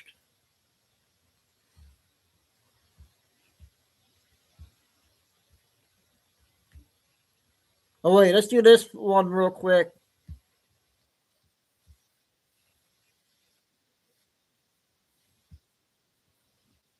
And I'm going to show you all the good things that are happening. It's going to be a series. About 2 This is minutes. part one. People are saying, why is it taking so long? Why aren't we seeing arrests? Okay, I'm going to explain. This is a spreadsheet. I can put the link where, depending on where you're watching this, 600,000, over 600,000 sealed indictments currently on pacer.gov. That's where all the legal cases are filed. Sealed indictments, okay? 600,000. In a normal year, there might be a few thousand. When I first looked at this spreadsheet, it was, well, when we first heard about it, and I won't say where because I can't, but it was an online thing that we followed, and there were about 50,000 in 2018 or 2019, 50,000. When I went on pacer.gov myself, I saw over 200,000. That was in 2020. I logged in, got an account, looked at it myself. So this is real. There's something called the RICO Act. This is a new lady on TikTok. Rudy Giuliani. Look up the Pizza Connection trial. You can find this on Wikipedia. Organized crime. If you have a global organized crime group that's doing all this stuff, which it is, all connected, look up Whitney Webb, all this kind of stuff, it takes a while to put a case like this together. So when people say there's nothing happening, oh, it's happening. And when it happens, everyone's going to find out. And I do believe it's going to be pretty good. So that's part one. Follow for more. Yep, I'll keep an eye on her. I want to do this one real quick.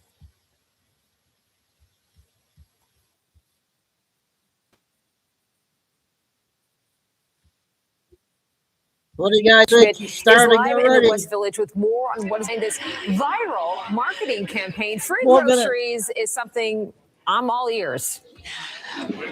Yeah, you know what? This is really something, Bianca. We got down here. I was like, whoa, this line is wrapped around the block. But this is the company right here. It's called Polymarket. And what it is it is a prediction market company. And what they do is they allow people to predict what's going to happen, the outcome of sports, politics, entertainment, what's the weather going to be like, and then you can bet online on those things. Well, they have now opened up for the next few days. What they are billing is New York's first free grocery store. We are here on 7th Avenue and Charles Street. I want you to walk with me here because there are people lined up, and I'm not kidding you. It goes all the way down the block here. They even have some of the heat lamps out here because it is chilly. Hey, can we talk to you for just a moment? So people are able to get a tote bag, go into the grocery store, fill up that tote bag with whatever it is that they have, whatever it is that they want, and the groceries are free. Okay, what's your first name? My first name is Craig. All right, Craig, you yelled out to me, so obviously you watch Fox 5. So thank you, first of all, for that. I'm an 80s baby. So now, do me a favor. Tell me, why are you here? I'm here because, they Poly Market, which I'd never heard of until now. They are giving away free groceries. And I think it's very imperative because of the simple fact that inflation is across the country. There are many families and individuals struggling to provide for their families, keep food in the tables and rent. And what are you hoping that they have inside real quickly for you? Well, I'm hoping that they have the necessities like cereal and muffins and beverages, like things, snacks, the average. All right. Thanks so much. I appreciate it. And thank you for watching us, too. Good luck in there. Okay, we're going to continue just down the line, just so you can see that the line is stretched all the way down here. It is stretched all around the block. And I'm coming up on another lady I had spoken to, Miss Athena. Here we are. We spoke with you a little bit earlier. Yeah. So now, what do you think about this whole thing? Because you and I had talked about the fact that this is basically related to gambling. Yes. You know the company. And know what they you're have saying, donated $1 million to the Food Bank of New York City. Yeah. So this is a promotion as well. So what do you think about all this? Again, I came for the experiments. For the experience. I think it's a social experience. Also, it's a good idea. Just for the experience. Right. I don't think it's a good idea for New York to do this all the time or every day on a consistent basis, because it'll lead us back to maybe like Cuba when they give out food to families and everybody has to come. So that's a concern for you. Okay, Athena, thanks so much. I'm sorry, we got to get going here. But again, this is going on today through Monday. It's open up in the afternoon. Today, this line is wrapped around the block. And we will have more for you coming up on the 5 o'clock news today. Bianca, back inside to you. I was really surprised when I got here how many people were. Yeah, he's starting already, that mayor. Okay, I got a short one, and then we'll get to the YouTube lady.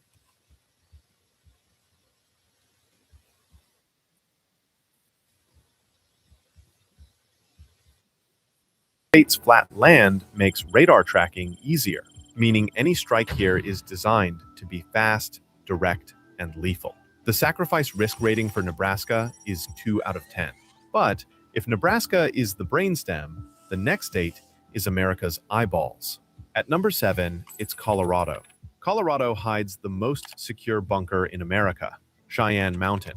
This bunker can survive nuclear blasts, EMP waves, shock waves, radiation, and even chemical attacks. Inside it sits NORAD, the system that watches the sky 24/7 and spots enemy missiles the moment they launch. If Colorado is destroyed, America becomes blind for several minutes. Those minutes could decide everything. Colorado also holds space command centers, satellite control rooms, high-altitude research bases, the Air Force Academy, major communication nodes. Knocking out Colorado cripples America's ability to react. The sacrifice risk rating for Colorado is 1.5 out of 10. At number 6, it's Kansas. Kansas looks harmless: corn, highways, sunsets. But Kansas sits under multiple nuclear flight lanes. If an ICBM aimed for another state drifts even a little, Kansas becomes the impact zone. The state is also filled with old missile fields, many sealed but never removed, shallow, hard-to-hide scars of Cold War planning. During the Cold War, Kansas was placed inside America's missile envelope, meaning dozens of nuclear weapons would pass over it in the first minutes of a global war. Kansas is also a backup relay zone for America's emergency radio systems. Take out the towers, messages stop. The sacrifice risk rating for Kansas is still low at 1 out of 10. But if Kansas has the old scars, the next state has the modern firepower. At number 5, it's Washington. Washington is home to the most dangerous weapon on Earth, the Ohio-class nuclear submarine. Each one carries 24 missiles. Each missile can carry up to 8 warheads. One submarine equals 192 nuclear explosions. Naval Base Kitsap is the main home of these submarines. If a foreign military doesn't hit this base first, America fires back with city-ending force. Washington also holds nuclear-ready airfields, major shipyards, deep-water ports used for nuclear transport. And Seattle is a tech hub, meaning enemy cyber strikes pair perfectly with physical strikes. The sacrifice risk rating for Washington is 2 out of 10. But if Washington holds raw power, the next state is designed to take the hit. At number 4, it's South Dakota. Under South Dakota's quiet farmland sit 150 active Minuteman III missiles. These aren't museum pieces, they are live, checked daily, ready 24/7. A missile silo in South Dakota can go from silent to fully launched in minutes. That means enemies must destroy them fast. These silos sit miles apart, so one bomb can't take them all. That forces enemies to fire multiple nukes into one state. South Dakota was literally built as a nuclear sponge, a region designed to absorb fire so major cities live. If these missiles survive even 3 minutes, they retaliate. The sacrifice risk rating for South Dakota is quite high, at 2.5 out of 10. But the next state is even more spread out, even harder to erase. At number 3, it's Wyoming. Wyoming has the widest missile fields in America, hundreds of miles, dozens of silos, launch crews in underground bunkers, round-the-clock security. Wyoming was chosen because it's huge, empty, and predictable. No skyscrapers, no major cities, just wide-open land, perfect for hiding nukes. An enemy must fire many missiles to hit everything, and even then they might miss. Wyoming is also home to massive radar zones and open land used for aircraft training. If World War III begins, Wyoming gets hit almost instantly. The sacrifice risk rating for Wyoming is also kinda high, at 2.5 out of 10. At number 2, it's Montana. Montana is the front door to America in a nuclear war. Montana has over 150 active nuclear missiles spread across mountains, plains, and valleys. It also holds early warning radar, launch command centers, nuclear fuel storage, and bomber training zones. Montana's missiles sit closer to Russia than any other continental US missile. That makes Montana a guaranteed target. And it actually got a high sacrifice, must be among the first. I thought that was a good one, An important one there. Okay, the YouTube lady is about 20-something minutes. Let's see how this one is, you guys. Let me know.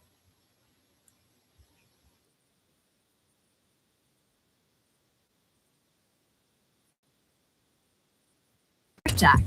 And every 13 minutes, you guys. 13. Please have my Snapchat. What are you doing on my Snapchat? Is he crying because she took over Snapchat? Oh, look at the look on her face.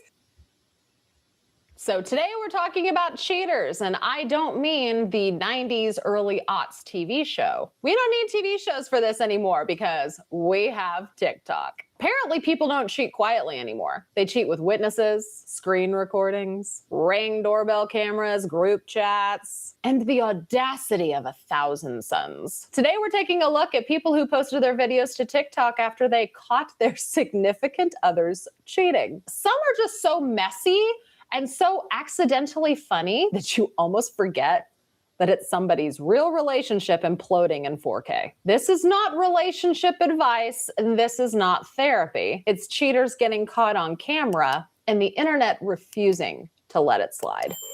Do you need anything from me? Hey. Do you want me to go outside?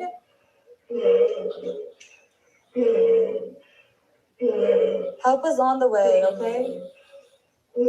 Just try to breathe. Do you need anything from me? Now, he was the one that got caught cheating. He didn't catch her cheating.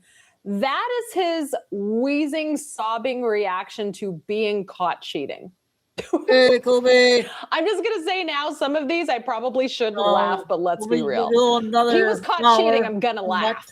Help is on the way, she said. Help is on the way. So this says he caught her cheating and told her to get out, and she did this. Fuck it up. Take the whole wall down. You heard me? We live, baby. We live. She's just destroying the wall. Fuck it up. So she got caught cheating and decided to damage private property. Great. That's great. Really good way to handle it.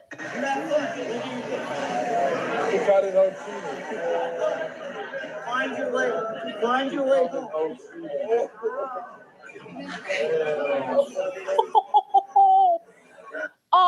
She's got a walking boot on her leg too. He's like, you go find your own way home. How's she supposed to walk home? She's got she got a damn boot on. At least it's a walking boot. She could walk her happy ass home. Caught cheating. Wow. You were cheating on him. Here we go. Oh, look at this guy. You have fun. Oh, you have fun. Oh. You are right. Please give it back to me.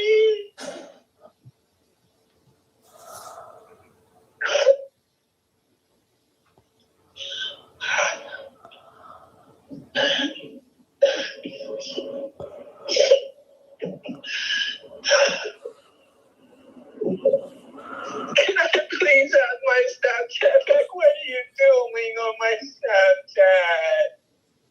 Is he crying because she took over his Snapchat? So what I'm guessing happened here, of course, I have no context. She just put in the description, she just said, the funniest shit ever. That's all she said. What I'm guessing happened is she got on his Snapchat, saw he was cheating, and probably changed his password or something so he can't access his Snapchat anymore. Maybe she's even going through and like doing stuff on his Snapchat. And he's literally it sounds like he's asking for another chance. It sounds like he's asking to get his Snapchat back. And she's just sitting there recording the phone, laughing at this guy. She's 9 minutes. Please give it back. What are you doing? Please give me my Snapchat back. Please. Please, can I have it back? I'm at home. Can I please have my Snapchat back? He said he's at home. I just heard the car blinker. Did you? I hear the car blinker. I'm at home. Can I please have my Snapchat back? Yeah, you're f***ed. You are so f***ed. You are so f***ed. What's your name? Who are you? Are you the girl that I just tried to add on Instagram? Yeah, I'm sending this to your mom right now. And then your chain of command. Oh! I fucking knew it, dude. I fucking knew it. Anything to say?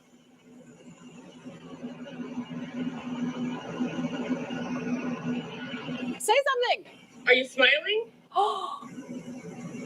Are you okay doing this, knowing that this is a married man? Oh, it's so uncomfortable. And you have a boyfriend? Oh, look at the look on her face. This woman just walks up and she's like, oh God. Like she knew exactly who it was. And they didn't say anything. They didn't say anything. Hello? Hey. Hey. What are you doing? Folding laundry? What are you doing? Well, I got pulled over. Really? For what? I was cruising. That sucks. So this caption says, POV, you kick your cheating husband off the car insurance and he gets pulled over with reckless op. Oh. Like, I was cruising pretty fast, 55.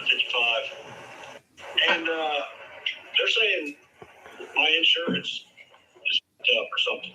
Your car insurance? Yeah, do you have the information there or something? My shit ain't adding up.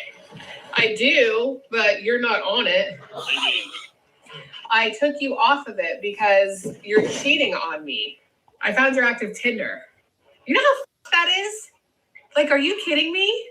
All right, babe, this is not time to be with me, all right? I'm not. I'm 100%. So if you're screwed, then that's on you. Oh. Figure your way out of that. You should have thought about that before you cheated on me. Ooh. I'm about to get a reckless off. All right, I don't want to put the insurance situation on top of it. But around.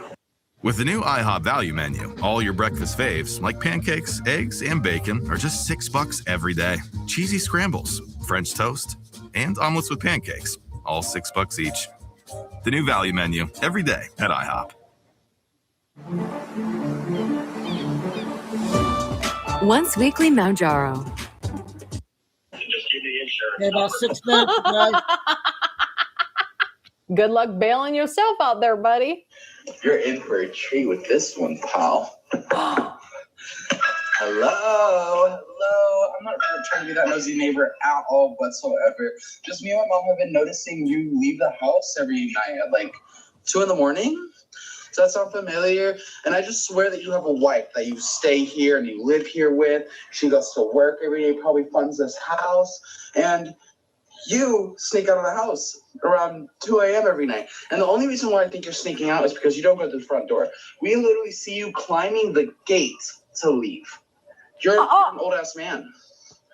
Are you cheating on your wife? Like, are you not going to tell her? Do you want us to tell her for her? Because me and my mom, we can tell her. We can let her know. Are you having trouble sleeping? Do you need some sleep goalie gummies? Because I can leave these here for you if you need help sleeping. Sneak out of the house and you go inside of a car with another woman, it just seems very odd and seems like you're cheating. So if you can please get yourself in check, because that is not right whatsoever at all. My mom wanted me to come over here and tell you this, and I hope you have such a good day. And if she doesn't find out soon, don't worry. She'll know shortly. She doesn't know. She's gonna know soon. Bye. Oh my God, I love this. Can I help you? Why isn't the lock key working? You should know why the lock's not working. I changed the locks. I don't have time for these games. Well, you clearly have time to be doing a lot of cheating on Tinder, Grindr, and Bumble. This is BS. Well, You're really crazy. yeah, no, I'm not crazy. Our wedding's January 31st, and you're still, now you're leaving. Okay. Oh my God. They're not even married yet? Oh, damn. Damn. They're not even married yet. He's already cheating. Good. She changed the locks. Good. Sorry, what did you say? The guy you're here with, he's been here every night. Are you sure it's that? Yeah, we're actually going to take every night. That's 3 minutes.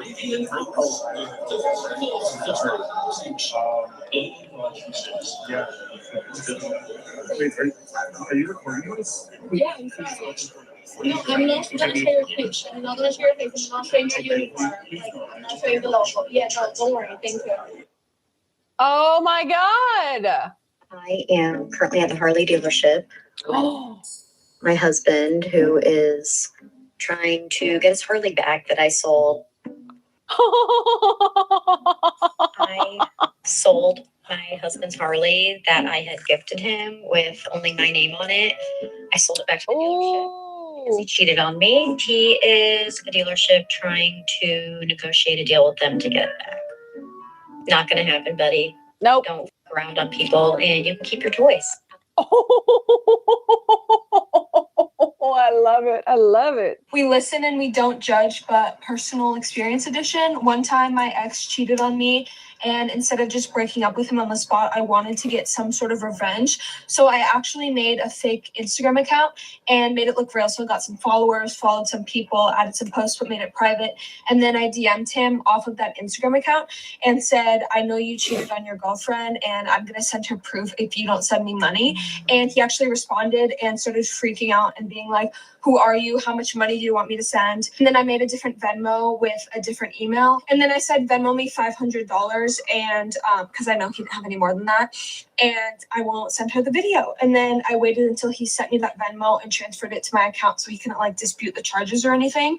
And then I sent the videos of the proof that I had anyways. And then I just sent a selfie. I never said anything, never said anything after that. I feel like it was just straight to the point. And I became $500 richer. So at least I got something out of that relationship since I didn't get anything before. So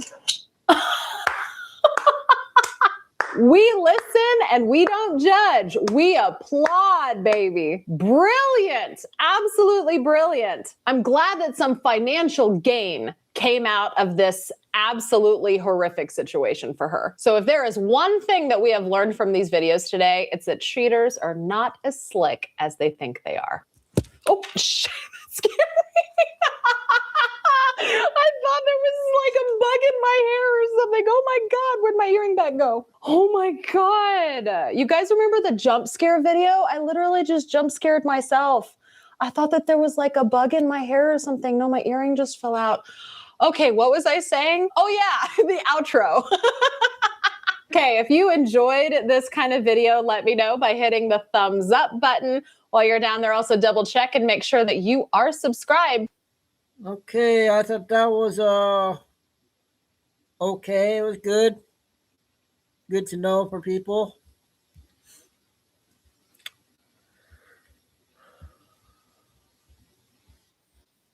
This is a new video. Now, Sheila, there's a lot of news that's coming out 3 lately. Why don't you give us some breaking things? You were talking this morning about Tom Homan. Why don't you share? It's fabulous. Remember when they kept telling us there were 3,000, and I'm guessing at the number it's 684 or 846 or 864. It's one of those mixtures of numbers, but over 3,600 children that were identified and logged in as coming in illegally with people into America. And he expressed how the Biden family crime family, well, however he described it, they didn't even go look for these children. We logged it in how many came in, but they didn't even go look for them. And now they have just found all of them. So is that okay And video, so you guys? that's what this whole thing about ICE is about. That? But people are thinking, this is going to be taken care of easily.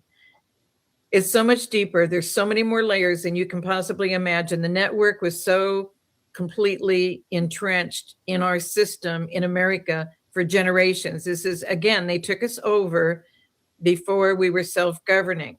And so we've been a captured operation the entire time. We've never had liberty and we've never been free. We just need to capture that. Canada was supposed to be part of America then. So now people are putting maps out and saying the president's wrong, and saying that I'm saying the same thing, that America is really everything from Canada all the way down to South America. It's not true. America is a nation, and America is what we are, the United States of America. There is South America, there's Latin America, there's North America, there's Canada. It isn't America is this, and then they put the United States with Alaska over to the side. I didn't even see the Hawaiian Islands, and said, this is the USA. Excuse me? So people don't understand. We aren't trying to take over these other nations, but this is what's so emotional in the finding of the children, in the stopping of the drug running, in the stopping of the sex trafficking and human trafficking, and the stopping of all of this was resecuring that Panama Canal. I mean, what are the chances, Mary? When I think about it's so emotional, because this whole book has been extremely emotional putting together, destroying the family. I mean, every little piece of the tapestry of the family was attacked, so that there would be no unity in the family, because then it's easy to divide and conquer. You just set people against themselves and their own household.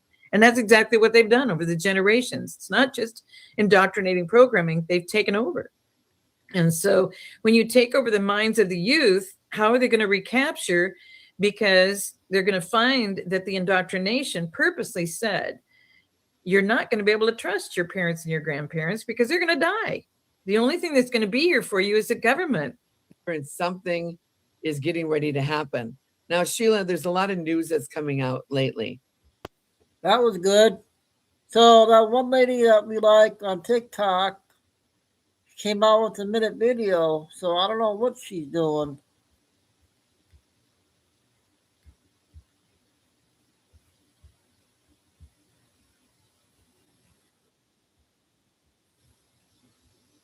Maybe she's just getting them.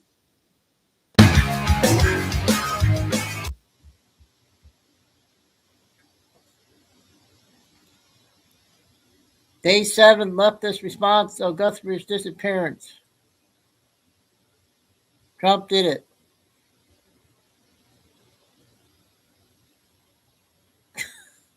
I hope she doesn't go away. Hopefully she'll continue her videos.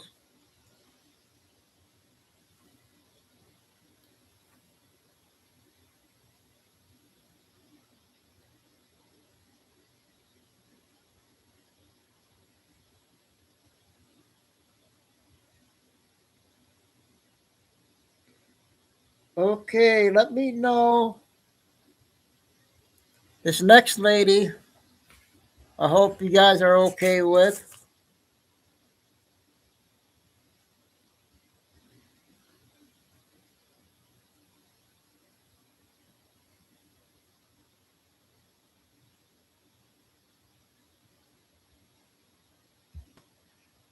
So that was interesting. I hope she doesn't quit. So let me know, you guys, on if you want. She does short clips. She's a loud one. And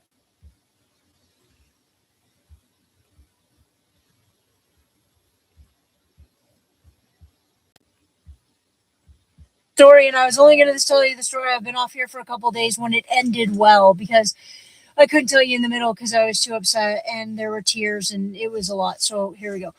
On Sunday, I started getting sick. That's not the sad part of the story. I'm a huge baby, but I had like the flu, and it was like a cough and a fever and body aches and nausea. It was like everything. I don't even think that was the flu. I think that was a full gale force trying to attack me and take me out for the duration. But nonetheless, as I got sick, Ripley started not feeling so well herself. Hey, guys, my wife loves that cat, in all fairness, more than me, and I'm okay with it. But when I knew that Ripley wasn't perfect, I try in my head to be like, no, she's going to be fine. I put it out of my head and I don't want to worry about it. And Anna's like, Joy, I don't think she's okay. I don't think she's okay. And I'm not going to get too into the initial issue, because the initial issue, she had an anal gland. There was like, it was an infection. We're not talking about it. That's her own personal business, okay? But let's just say it didn't look good, okay? It didn't look good. And one morning I woke up and I was really, really sick. And Anna came downstairs because I was in the sick room, because Anna doesn't let me. And Anna came downstairs and she tried to wipe Ripley to make sure she was okay. she's and okay then, popped. She gets a lot of views. The only reason I can laugh about now is everything turned out. I'm telling you right now, everything turned out. It's just like the movies. The animals should never, not be around at the end of the movie. It should be illegal. So as it popped, Anna started going to throw up. She was like gagging, and I'm so sick, and I'm gonna throw up, and now I can hear this, and I'm like, I can't. And it's like, we got to go to the vet. Of course we got to go to the vet, but right now I'm either gonna pass out or I'm gonna throw up. And Anna's gagging, trying to take care of the cat because it's the love of her life. And all of that ends, and as that ends, I call the vet, and I'm going to take him to the vet, but Anna has to go to work, so I have to get up and out of the house. So guys, I had to muster, okay? I had to muster. First of all, have you ever tried to get a cat who never leaves the house into one of those little, crates in order to get her in the car? She's like a ninja. She's like, I think she had extra paws bracing herself so she couldn't be put into this little thing. But nonetheless, I get her in there, I put her in the car, and she meows like I have stolen her lost kitten all the way to the vet. Like, I'm ready to cry. I'm like, oh, come on, they're going to fix it. I promise you, we're going to get an antibiotic. They're going to fix it. Bob's your uncle, no big deal. And then I get her to the vet, and as I get her to the vet, Anna's texting me, but she's at work trying to figure out if the cat's okay. Then I hand her the vet, I tell her this is what's going to happen. But I'm really sick, so I'm going to have to wait out here, because if I see whatever it is you're going to do, I'm definitely going to throw up or I'm going to pass out. And they said, no problem. My vet is incredible. Shout out Brock Street Animal Clinic. And they take her in the back. I sit out there. So they take her back there. They do whatever. I can hear a couple of meows, which don't make me feel good. And then they come back out and they go, okay, so that part's taken care of, but we're a little worried about the fact that her eyes are dilated. I'm like, what do you mean? Of course her eyes are dilated. She's terrified. Her eyes are like saucers. And they're like, yeah, but they're not going back down. Like, they're not de-dilating. They're not getting skinny. In like, you shine light in her eye and they're still saying like full saucers. I'm like, well, what does that mean? And then the vet says, well, it probably means that there's something bigger under. All right, I'll stop that one, you guys. Sorry. I want to make sure you guys don't like her.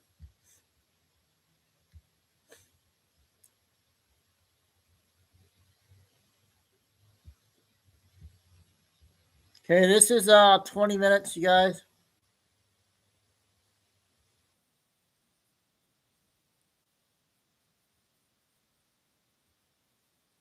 Unique situation and get you every dollar you deserve. So hand off your taxes to a local TurboTax expert today. This is Shelter One calling all survivors. The city is lost. Every street below is.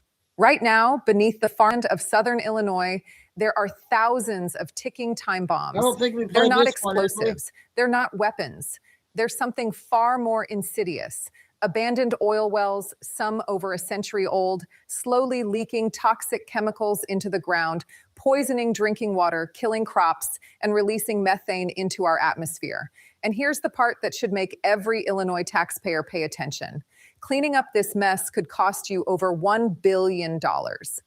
I'm Clara Monroe, and today we're diving into one of the most underreported environmental and financial crises facing this state. This isn't speculation. This isn't fear-mongering.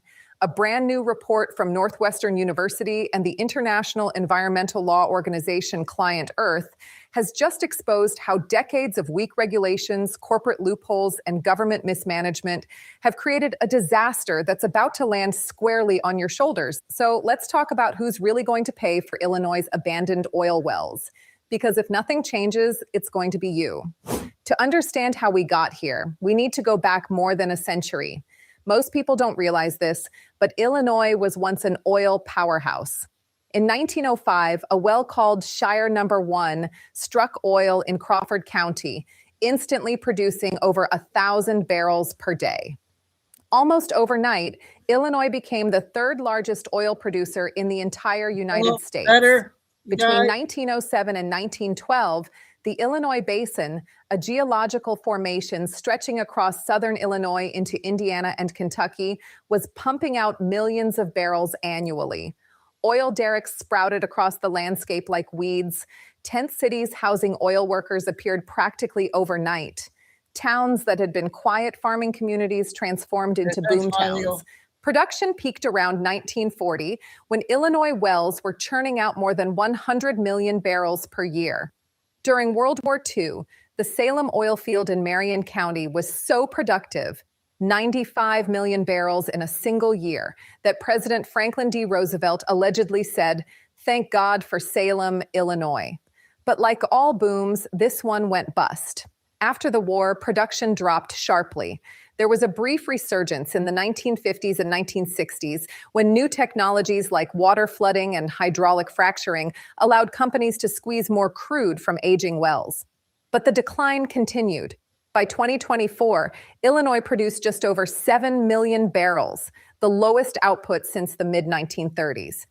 Here's what that decline left behind. Approximately 155,000 wells drilled across the state since the 1850s. Today, more than 23,000 production wells remain technically active, but the vast majority are what the industry calls stripper wells, marginal operations producing less than 1.5 barrels per day.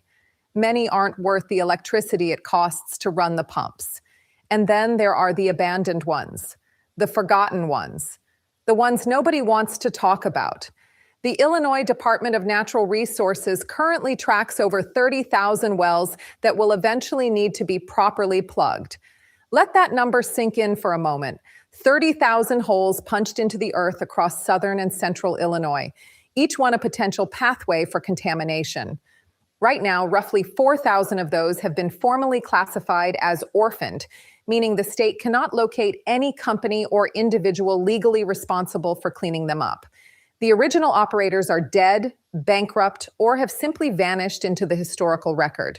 Some of these wells date back to the early 1900s, drilled by companies that ceased to exist before your grandparents were born. Another 2,000 wells have identified permit holders who've received citations from the state saying their wells appear inactive and need to be closed.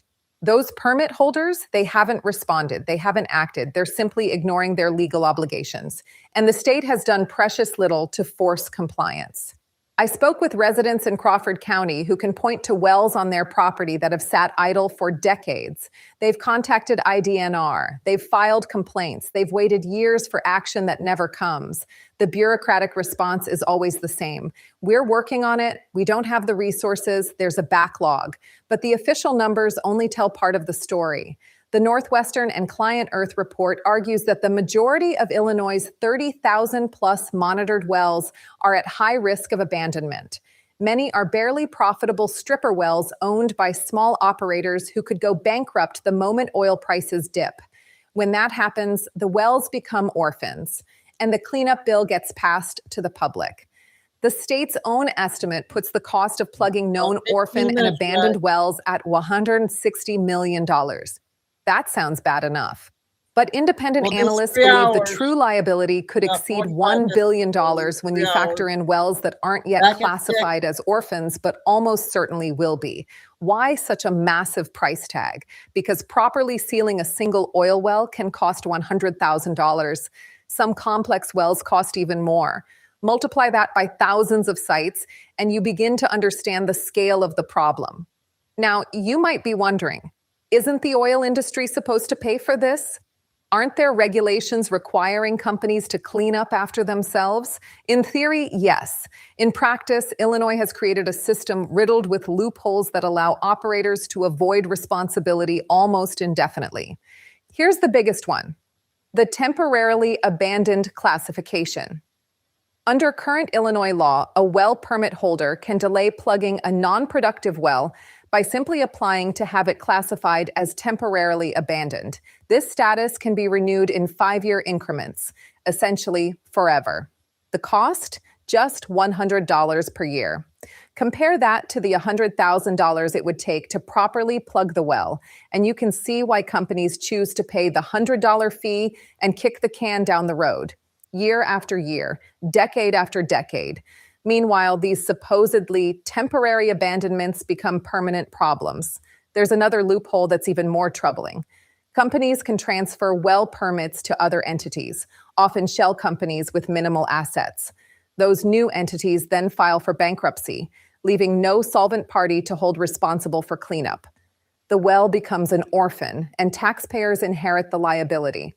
The report describes Illinois' regulatory framework as creating paper tigers, laws that look tough on paper but have no teeth in practice. And it faults IDNR not just for weak regulations, but for failing to use the enforcement powers it already has. Let's talk about what these abandoned wells actually do to communities, because this isn't just about money. It's about public health, environmental destruction, and the livelihoods of families who've farmed this land for generations. When I started researching this topic, I expected to find a bureaucratic problem. What I discovered was a human tragedy unfolding across dozens of counties. Unplugged oil wells create 3 categories of environmental hazards, and each one deserves your attention. First, there's methane. These wells leak significant quantities of methane gas directly into the atmosphere. Methane is a greenhouse gas more than 25 times as potent as carbon dioxide when it comes to trapping heat. At a time when Illinois is supposedly committed to addressing climate change, when our state has set ambitious emissions reduction targets, we have thousands of wells silently pumping this pollutant into the air. The hypocrisy is staggering. We talk about electric vehicles and renewable energy while ignoring these invisible smokestacks scattered across our farmland. Second, there's groundwater contamination. This is the one that should terrify every rural Illinois resident. In southern Illinois, many families don't get their water from municipal treatment plants. They rely on private wells that draw from underground aquifers, the same aquifers that abandoned oil wells can contaminate. Unplugged wells create pathways for oil, brine, and toxic chemicals to seep into these water supplies. You could be drinking contaminated water right now and have no way of knowing. One of those chemicals is benzene, a known carcinogen. According to the World Health Organization, there is no safe exposure level to benzene. Even small quantities can cause respiratory problems, neurological symptoms, immune system suppression, and blood disorders.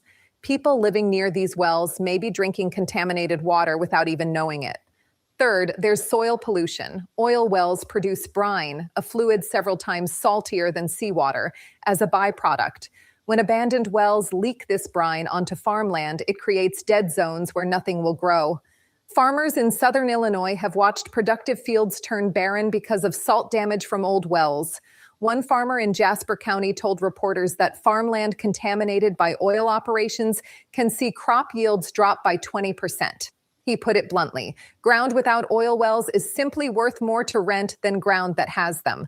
The Chicago Tribune conducted a 3-month investigation into this issue, reviewing hundreds of pages of public records and interviewing dozens of farmers, industry representatives, and environmental scientists. What they found was damning. The state has mismanaged millions of dollars in operator fees that were specifically designed to prevent orphan wells from becoming problems. These funds, collected from the industry over decades, were supposed to create a safety net for exactly this situation. Instead, the money has been poorly tracked and inadequately deployed. Even more troubling, Illinois has failed to document just how many abandoned wells actually exist. When researchers tried to access basic production data, the kind of information that would tell you which wells are active, which are dormant, and which have been properly plugged, they discovered that IDNR simply doesn't collect it. This shocked the analysts at Client Earth, who noted that virtually every other oil-producing state in the country maintains this data. You can go online in Texas, Oklahoma, or Pennsylvania and pull up detailed information about any well, who owns it, how much it's producing, when it was drilled. In Illinois, that information either doesn't exist or is buried in paper files scattered across multiple offices. Without accurate data, regulators can't identify problem wells before they become environmental disasters. They can't track which companies are shirking their responsibilities. They can't even give an honest accounting of the state's total liability. This isn't just an Illinois problem. Across the United States, there are hundreds of thousands of orphaned oil and gas wells. By some estimates, between 300,000 and 800,000. Recognizing this as a national crisis, the Biden administration included $4.7 billion in the bipartisan infrastructure law specifically to address orphaned wells. Illinois has received 2 federal grants totaling $50 million from this program. The state has used this money to plug nearly 100 orphan wells so far, with plans to address 600 to 800 in total. The Department of Energy provided an additional $17.3 million to target methane emissions from low-producing wells. This federal funding has been critical. IDNR officials acknowledge that without it, the pace of well plugging would be far slower. The money has allowed the state to purchase new equipment, hire additional staff, and invest in technology to locate undocumented wells. But here's the reality check. Even if Illinois plugs 800 wells with federal money, that's barely a dent in the 4,000 already classified as orphans, let alone the thousands more likely to join that list in coming years.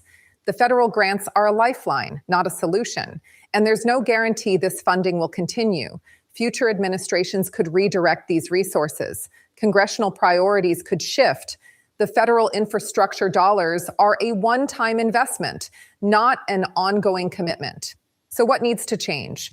The Northwestern and Client Earth report offers several recommendations that would require legislative action in Springfield. First, significantly increase surety bond requirements. Currently, the bonds companies post to cover potential cleanup costs are laughably inadequate compared to actual plugging expenses. Raising these requirements would ensure operators have real financial skin in the game. Second, eliminate the indefinite, temporarily abandoned loophole. Wells should either be actively producing or properly plugged. Allowing companies to pay $100 per year to delay cleanup forever makes no sense when taxpayers ultimately foot the bill. Third, restrict permit transfers to shell companies. When wells change hands, regulators should verify that the new owner has the financial resources to meet cleanup obligations. Bankruptcy shouldn't be a get-out-of-responsibility free card. Fourth, start collecting production data. Illinois needs to know which wells are active, which are declining, and which are at risk of abandonment. Without this basic information, meaningful oversight is impossible. There has been some recent progress. In 2025, the legislature passed Senate Bill 2463, which expanded bonding requirements to include new permittees and any operators who've missed payments in the previous 5 years.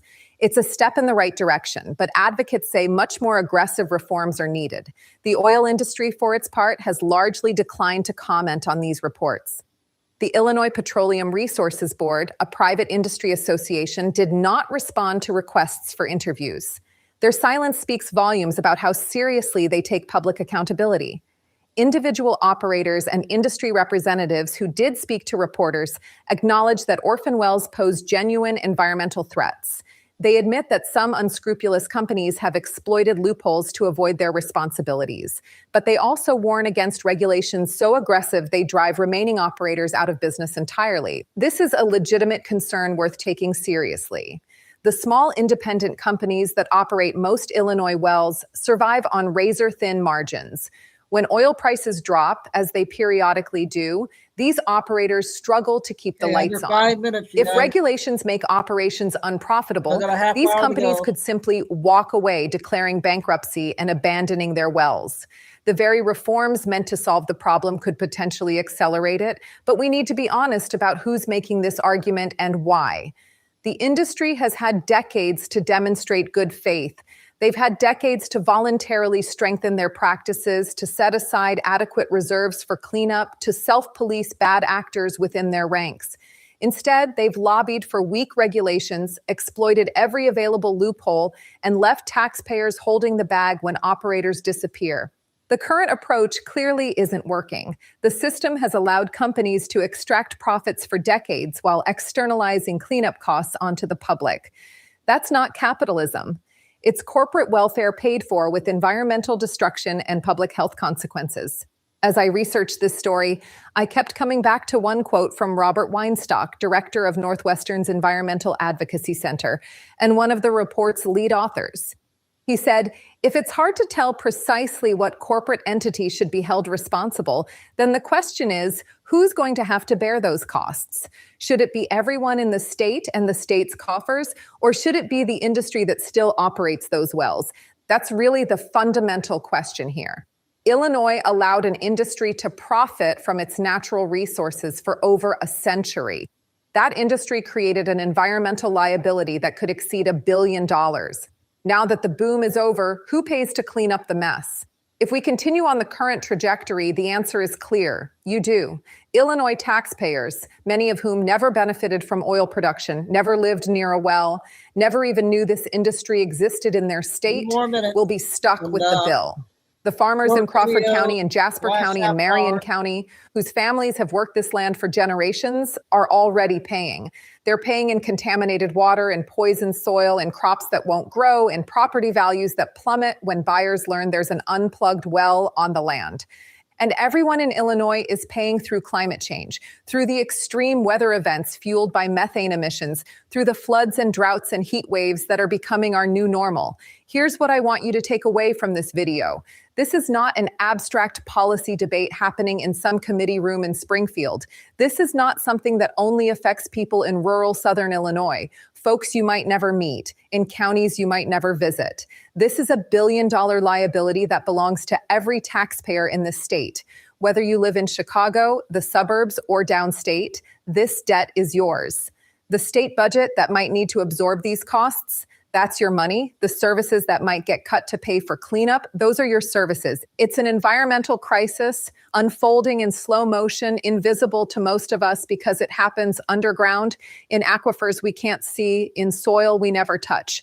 But the consequences are real. The contamination is real. The health impacts are real. And it's a test of whether our state government can actually hold corporations accountable or whether we'll continue letting them privatize profits while socializing losses.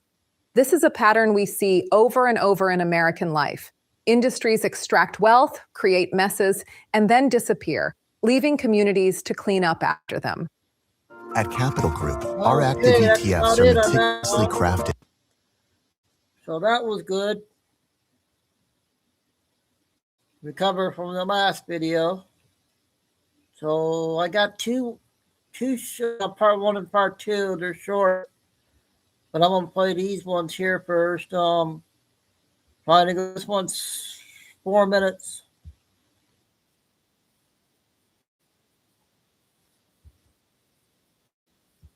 Wanted Congress to pause for 10 days because they had a mountain of evidence that there was some fraud going on. But members of Congress refused to support Ted Cruz. Only about 147 support him. And so my brother called me on the phone and said, hey, I think there should be a lawsuit against these members of Congress and others for not allowing a 10-day pause for an investigation. And he says, and I have an idea that how we could pursue a lawsuit. And I said, what is it? And he says, well, we'd file a lawsuit and you could be the plaintiff. Well, I immediately said, yes, I'll be happy to be the plaintiff. That turned into a federal lawsuit that was actually not dismissed at first, but it was actually unfiled by the federal court of Utah. So we took the federal court of Utah to court, and we got them, after a lot of fighting, we got them to reverse their decision and allow a lawsuit that's not even, according to their rules, supposed to be allowed in federal court. Is supposed to be in a special claims court. And after you get permission from the federal government to go to the claims court. So we made some history there, and it ended up at the Supreme Court. Okay, it was denied a hearing at the Supreme Court, and right now the appeal to the Supreme Court, which is a unique appeal as a Rule 11, there are a lot of rumors floating around right now saying that it's been executed, or it's going to be executed, it's going to be, things are going to happen with it. But I just wanted to tell you from me and from the knowledge I have that there's timing. Everything happens to happen at the right time and place. And we have not had a Supreme Court that's really been whole. And until we do have a Supreme Court that is whole, Ted Cruz is set up to be the next appointed Supreme Court justice when there is a vacancy. But something has happened with the Solicitor General, and that's what I want to talk about a little bit. The United States Solicitor General takes over as the defendant's attorney in a case that's appealed to the Supreme Court of the United States. And the Solicitor General that was handling the defendants in my case was a Biden-appointed far-left liberal. Now, with President Trump just several weeks ago appointed and got confirmed, his number one Supreme Court attorney, Dean John Sauer. Now, why is that important? Why is that relevant? Well, he becomes the defendant's counsel, the attorney for the 387 defendants. He has a lot of power and a lot of influence to get another conference. I've had one. I'm entitled to at least two. I've only had one, denied twice, the second one without a conference. But he has an amazing amount of power to get a conference and push this to a hearing. And now that Trump has supported my case twice, he did that back in 2023 in August.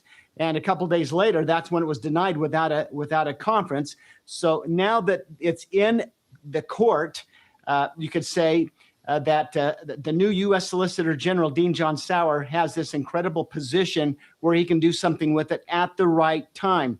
President Trump has said 2020 is not over. So this can be an incredible, exciting tool. I don't know how they're going to use it, but it can be used at the right time and place. So Dean John Sauer, the new U.S. Solicitor General, has a tremendous amount of power. The U.S. Solicitor General is considered to be the 10th Supreme Court justice. He has a lot of power, a lot of influence, and President Trump, and I know, support this case. So it's in their power at the right time to do the right thing. So that's the best update I can give you at this time. Thanks, everyone, for your great support. So that was a good one.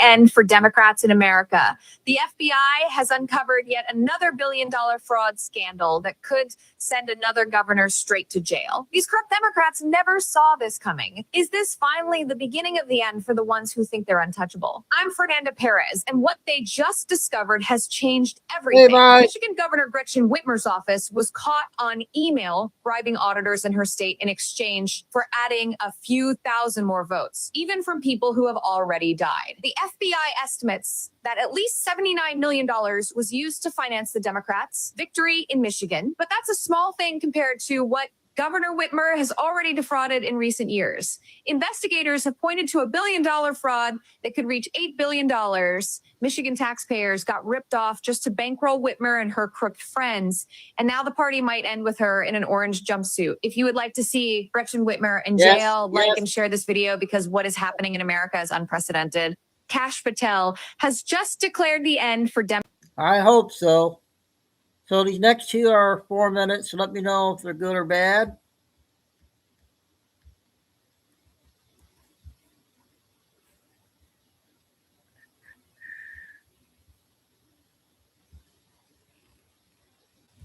Part 2.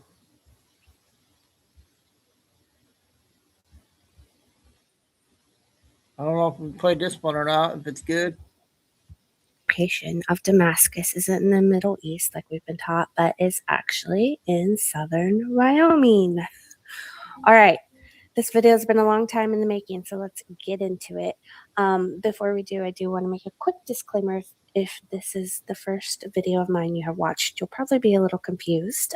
I do encourage you to go check out some of my other videos.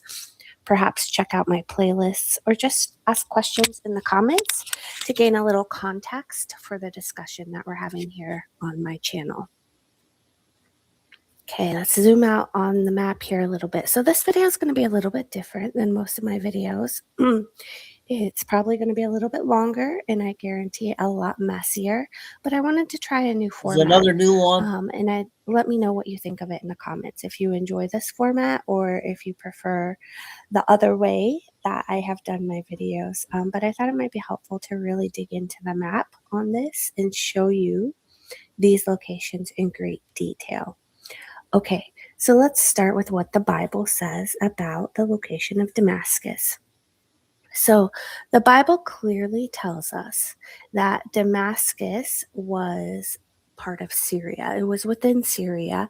Isaiah 7:8 reads, "For the head of Syria is Damascus, and the head of Damascus is Rezin." So this tells us that Syria, or rather Damascus was in Syria, and it was not within the lands of Israel.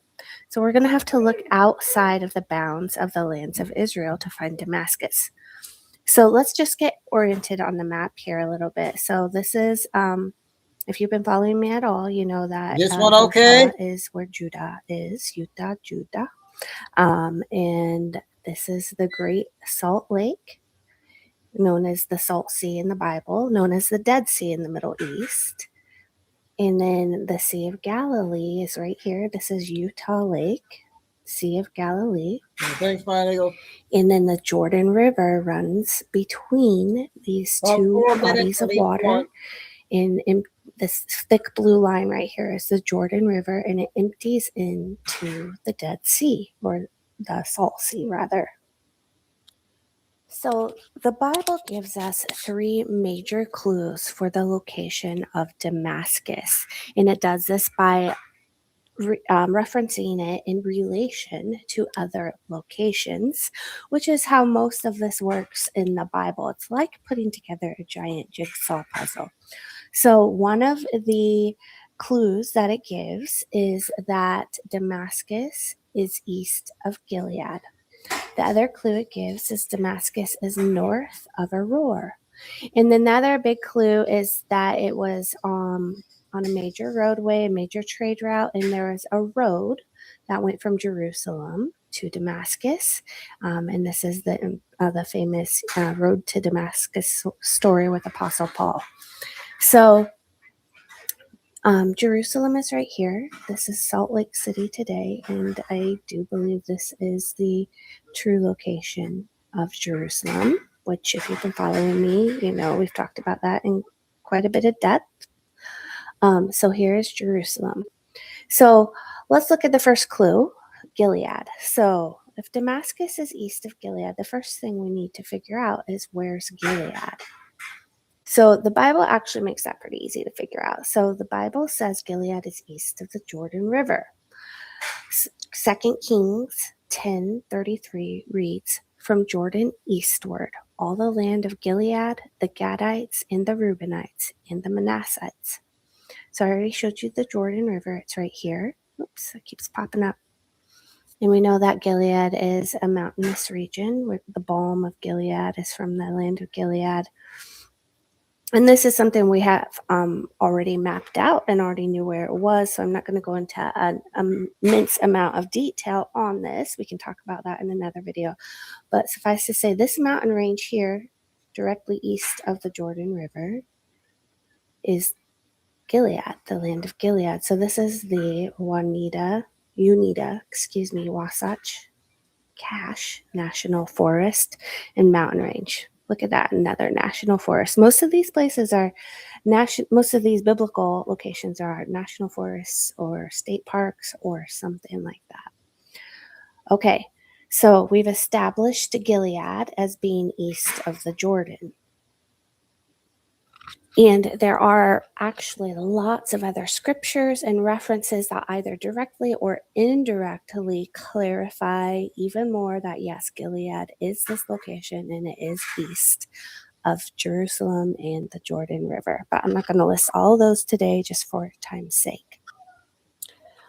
Okay, so Deuteronomy 3:16 reads, "Unto the Reubenites and unto the Gadites I gave from Gilead to the river Arnon, half the valley and the border to the river Jabbok, which is the border of the children of Ammon," which is basically the border of Ammon, right?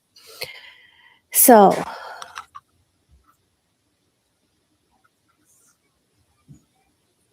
oh, whoops, hang on there, sorry. Glitch in the system. Fortunately, these are locations we have already mapped out. So this makes this job of pinpointing Damascus a little bit easier because again, it's big giant puzzle and we have already found a couple of these puzzle pieces. Now, before I go into this and show you where these locations are, I do want to give a quick shout out to my friend Pam. She is a seer of the times on social media. And I just want to make sure I am giving credit where credit is due. She pioneered this. She laid the groundwork for these locations. So she did pinpoint the location of Damascus. And so I have studied it out, make sure I agree and understand. And now I'm just doing my best to share this with you in a somewhat, hopefully, comprehensive manner. But she does absolutely brilliant work. So if you don't follow her on social media, be sure to go check her work out. Okay, so let me show you then the Arnon River, which is one of the locations mentioned in that last verse. The Arnon River is this blue line right here. So this is the Green River. Okay, that's the Arnon. And then the Jabbok River, I'm still a little bit on the fence where I think the Jabbok River might be. It's either the Duchesne or maybe the Price River. I still need to sit down and really study that out in detail. But suffice to say, it's kind of somewhere in here. That's all we really need for this particular topic. We can talk more about that in depth in another video. Okay, so we've got Gilead, we have the Arnon River, and then the, let's just go with the Duchesne for the intents and purposes of this video, although I am open to changing my mind on that because I'm not 100% certain if it's that one or another river I've been eyeballing. So we'll call this the Jabbok. So as we start to map all of this out, we want to keep in mind the Bible never puts Damascus within any of these locations or lands because these are still all within the extended land of Israel. And we know that Damascus was not in Israel, it was in Syria. So these are the boundary markers where we are establishing to look beyond for Damascus. Okay, part 2.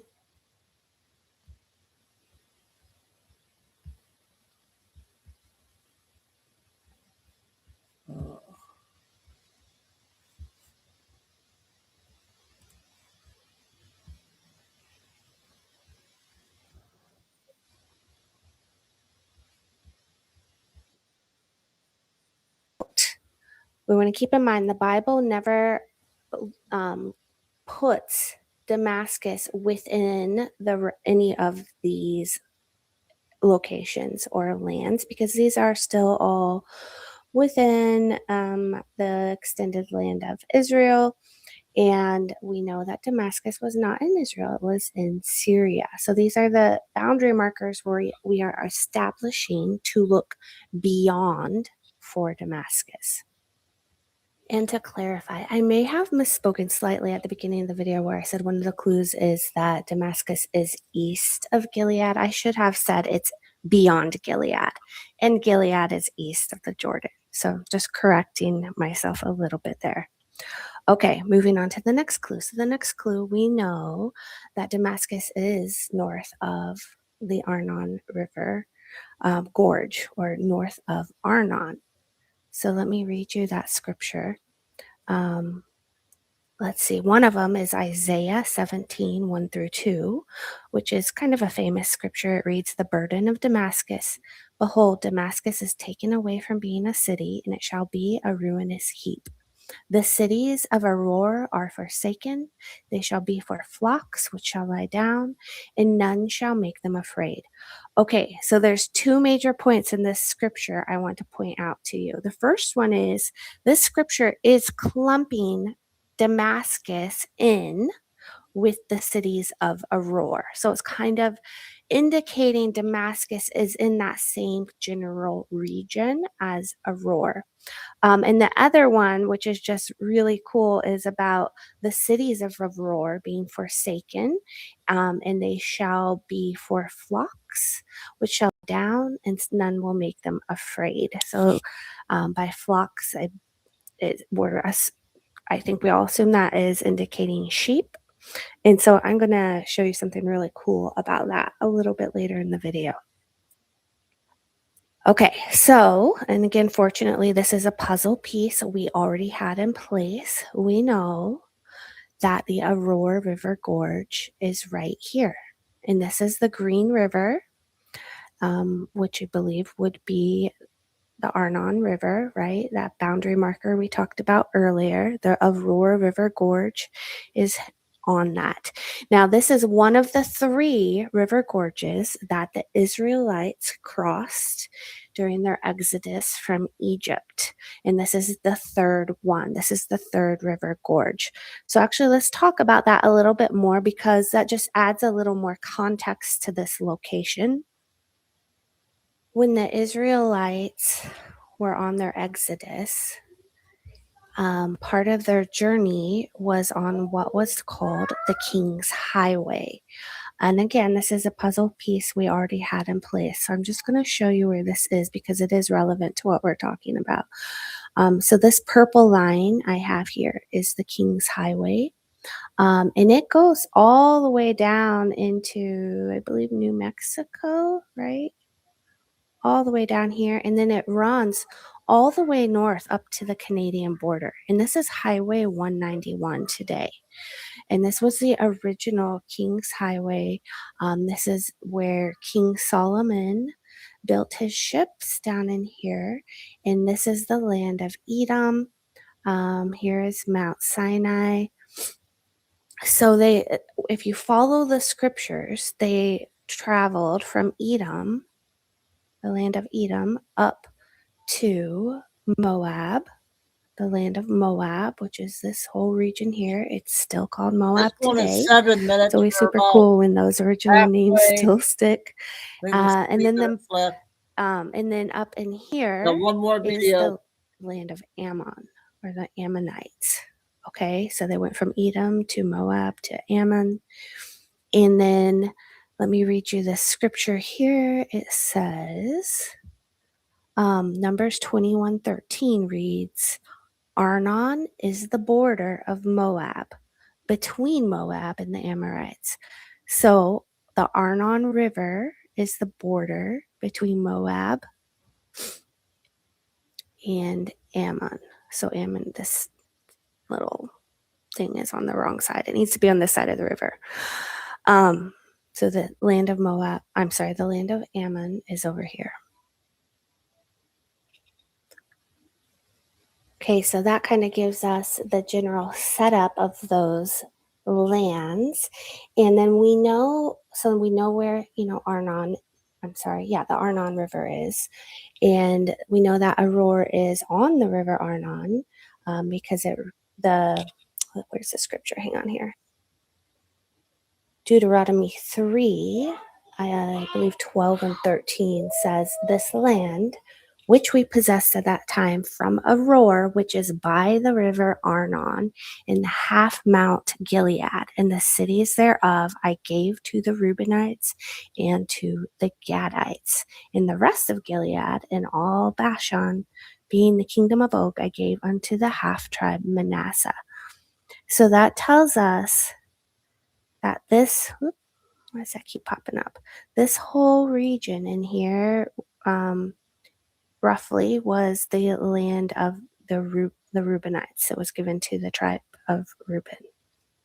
And it establishes that Aurora was on the Arnon River. Okay. All right, quick review, and then we'll move on to the third clue. So we know that Gilead is east of the Jordan, and that Damascus is beyond Gilead. And then we've established that Damascus is north of the Aurora River Gorge, but within the same general region as the cities of Aurora. And then the third clue is the road to Damascus. So you'll remember the story. Paul, the Apostle Paul, or Saul at that time, was traveling from Jerusalem to Damascus. So as we start to map all of this out, we want to keep in mind the Bible never puts Damascus within any of these locations or lands, because these are still all within the extended land of Israel. And we know that Damascus was not in Israel, it was in Syria. So these are the boundary markers where we are establishing to look beyond for Damascus. Okay, sorry about that. Well, that was two learning stuff. Thought that was an important one there. So the last one's going to be 7 minutes. That lady at Fox got Kennedy on. I can't remember her name. I'll be back at 6.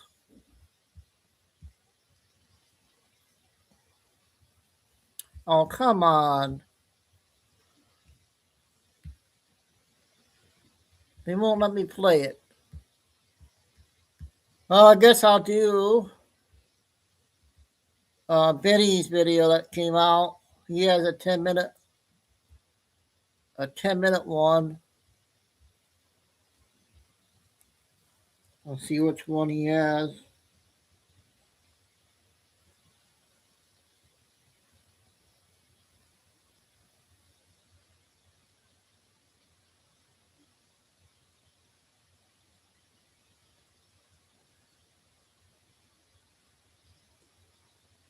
So this is the last one till 6 o'clock. This is 10 minutes.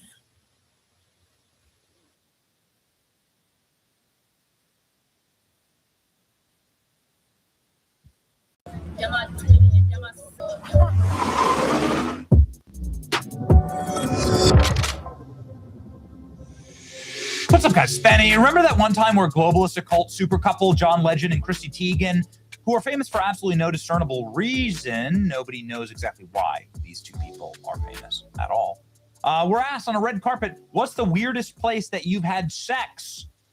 And they were like, oh, the Obamas. And then you watch John Legend's life flash before his very eyes. Watch this. An answer. Public place, you did it.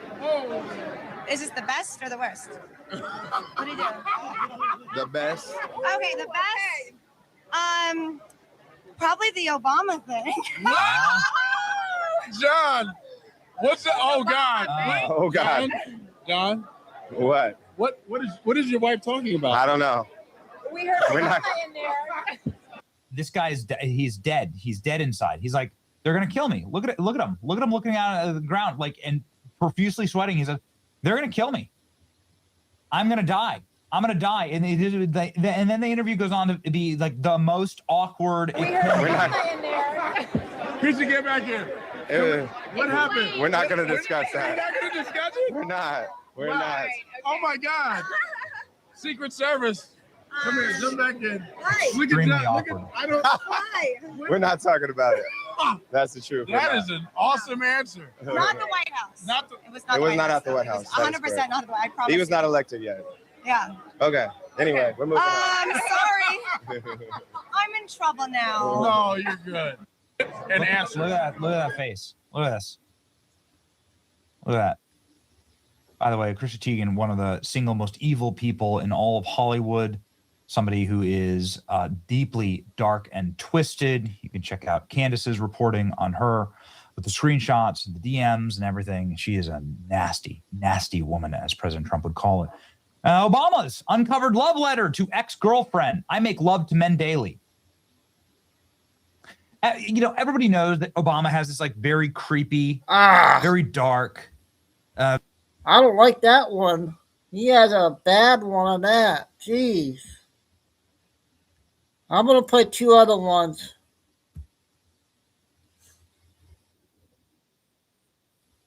I'm going to play this one and then another short one.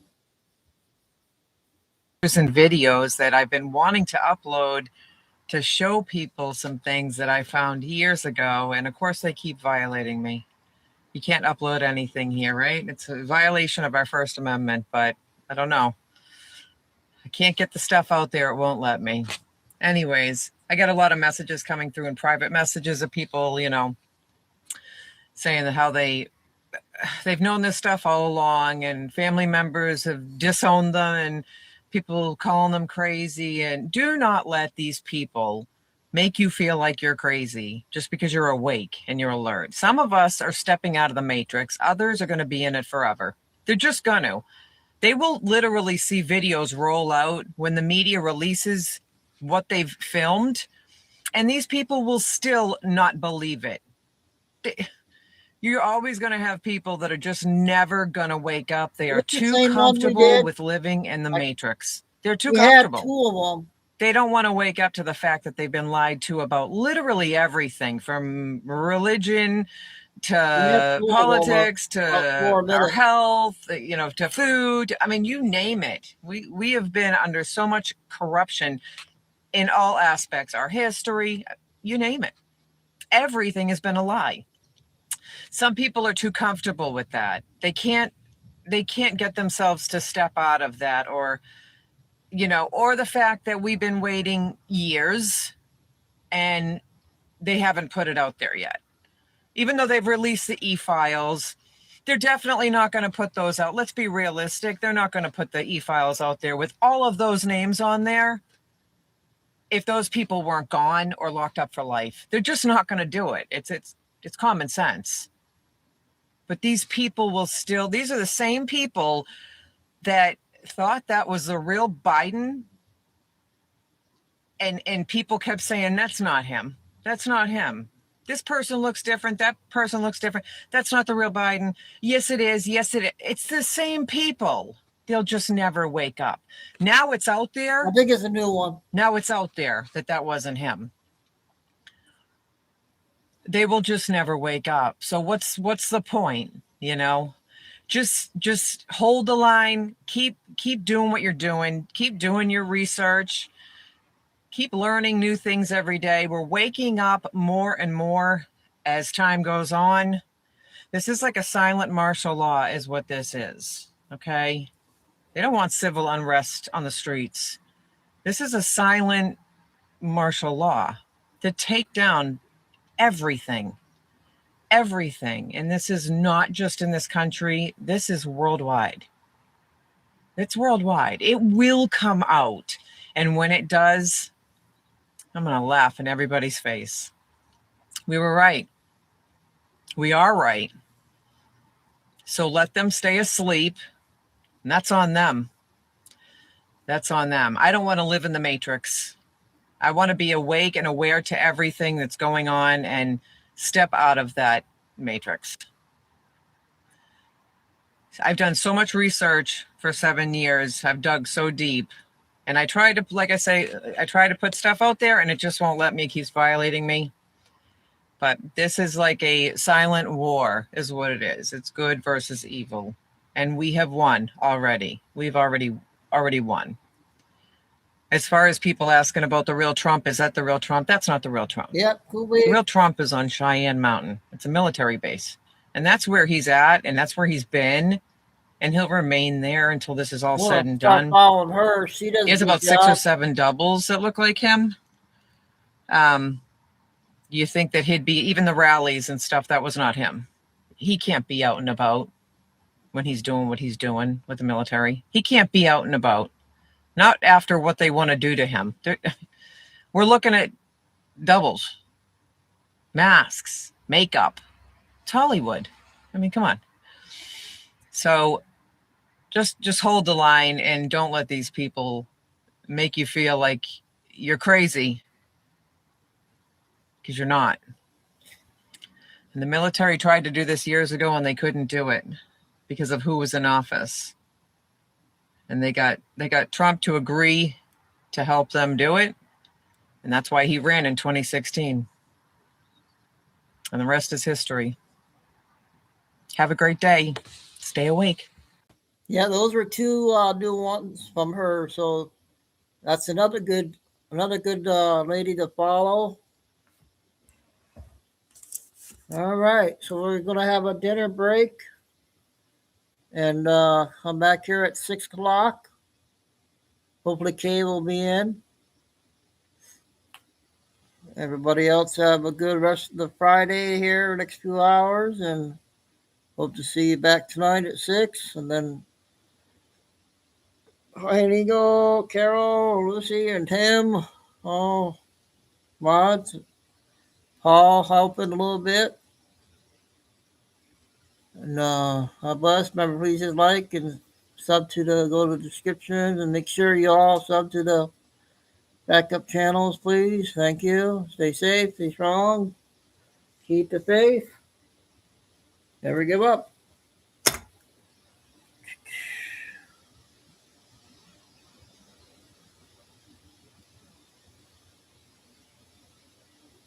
Oh, Iran?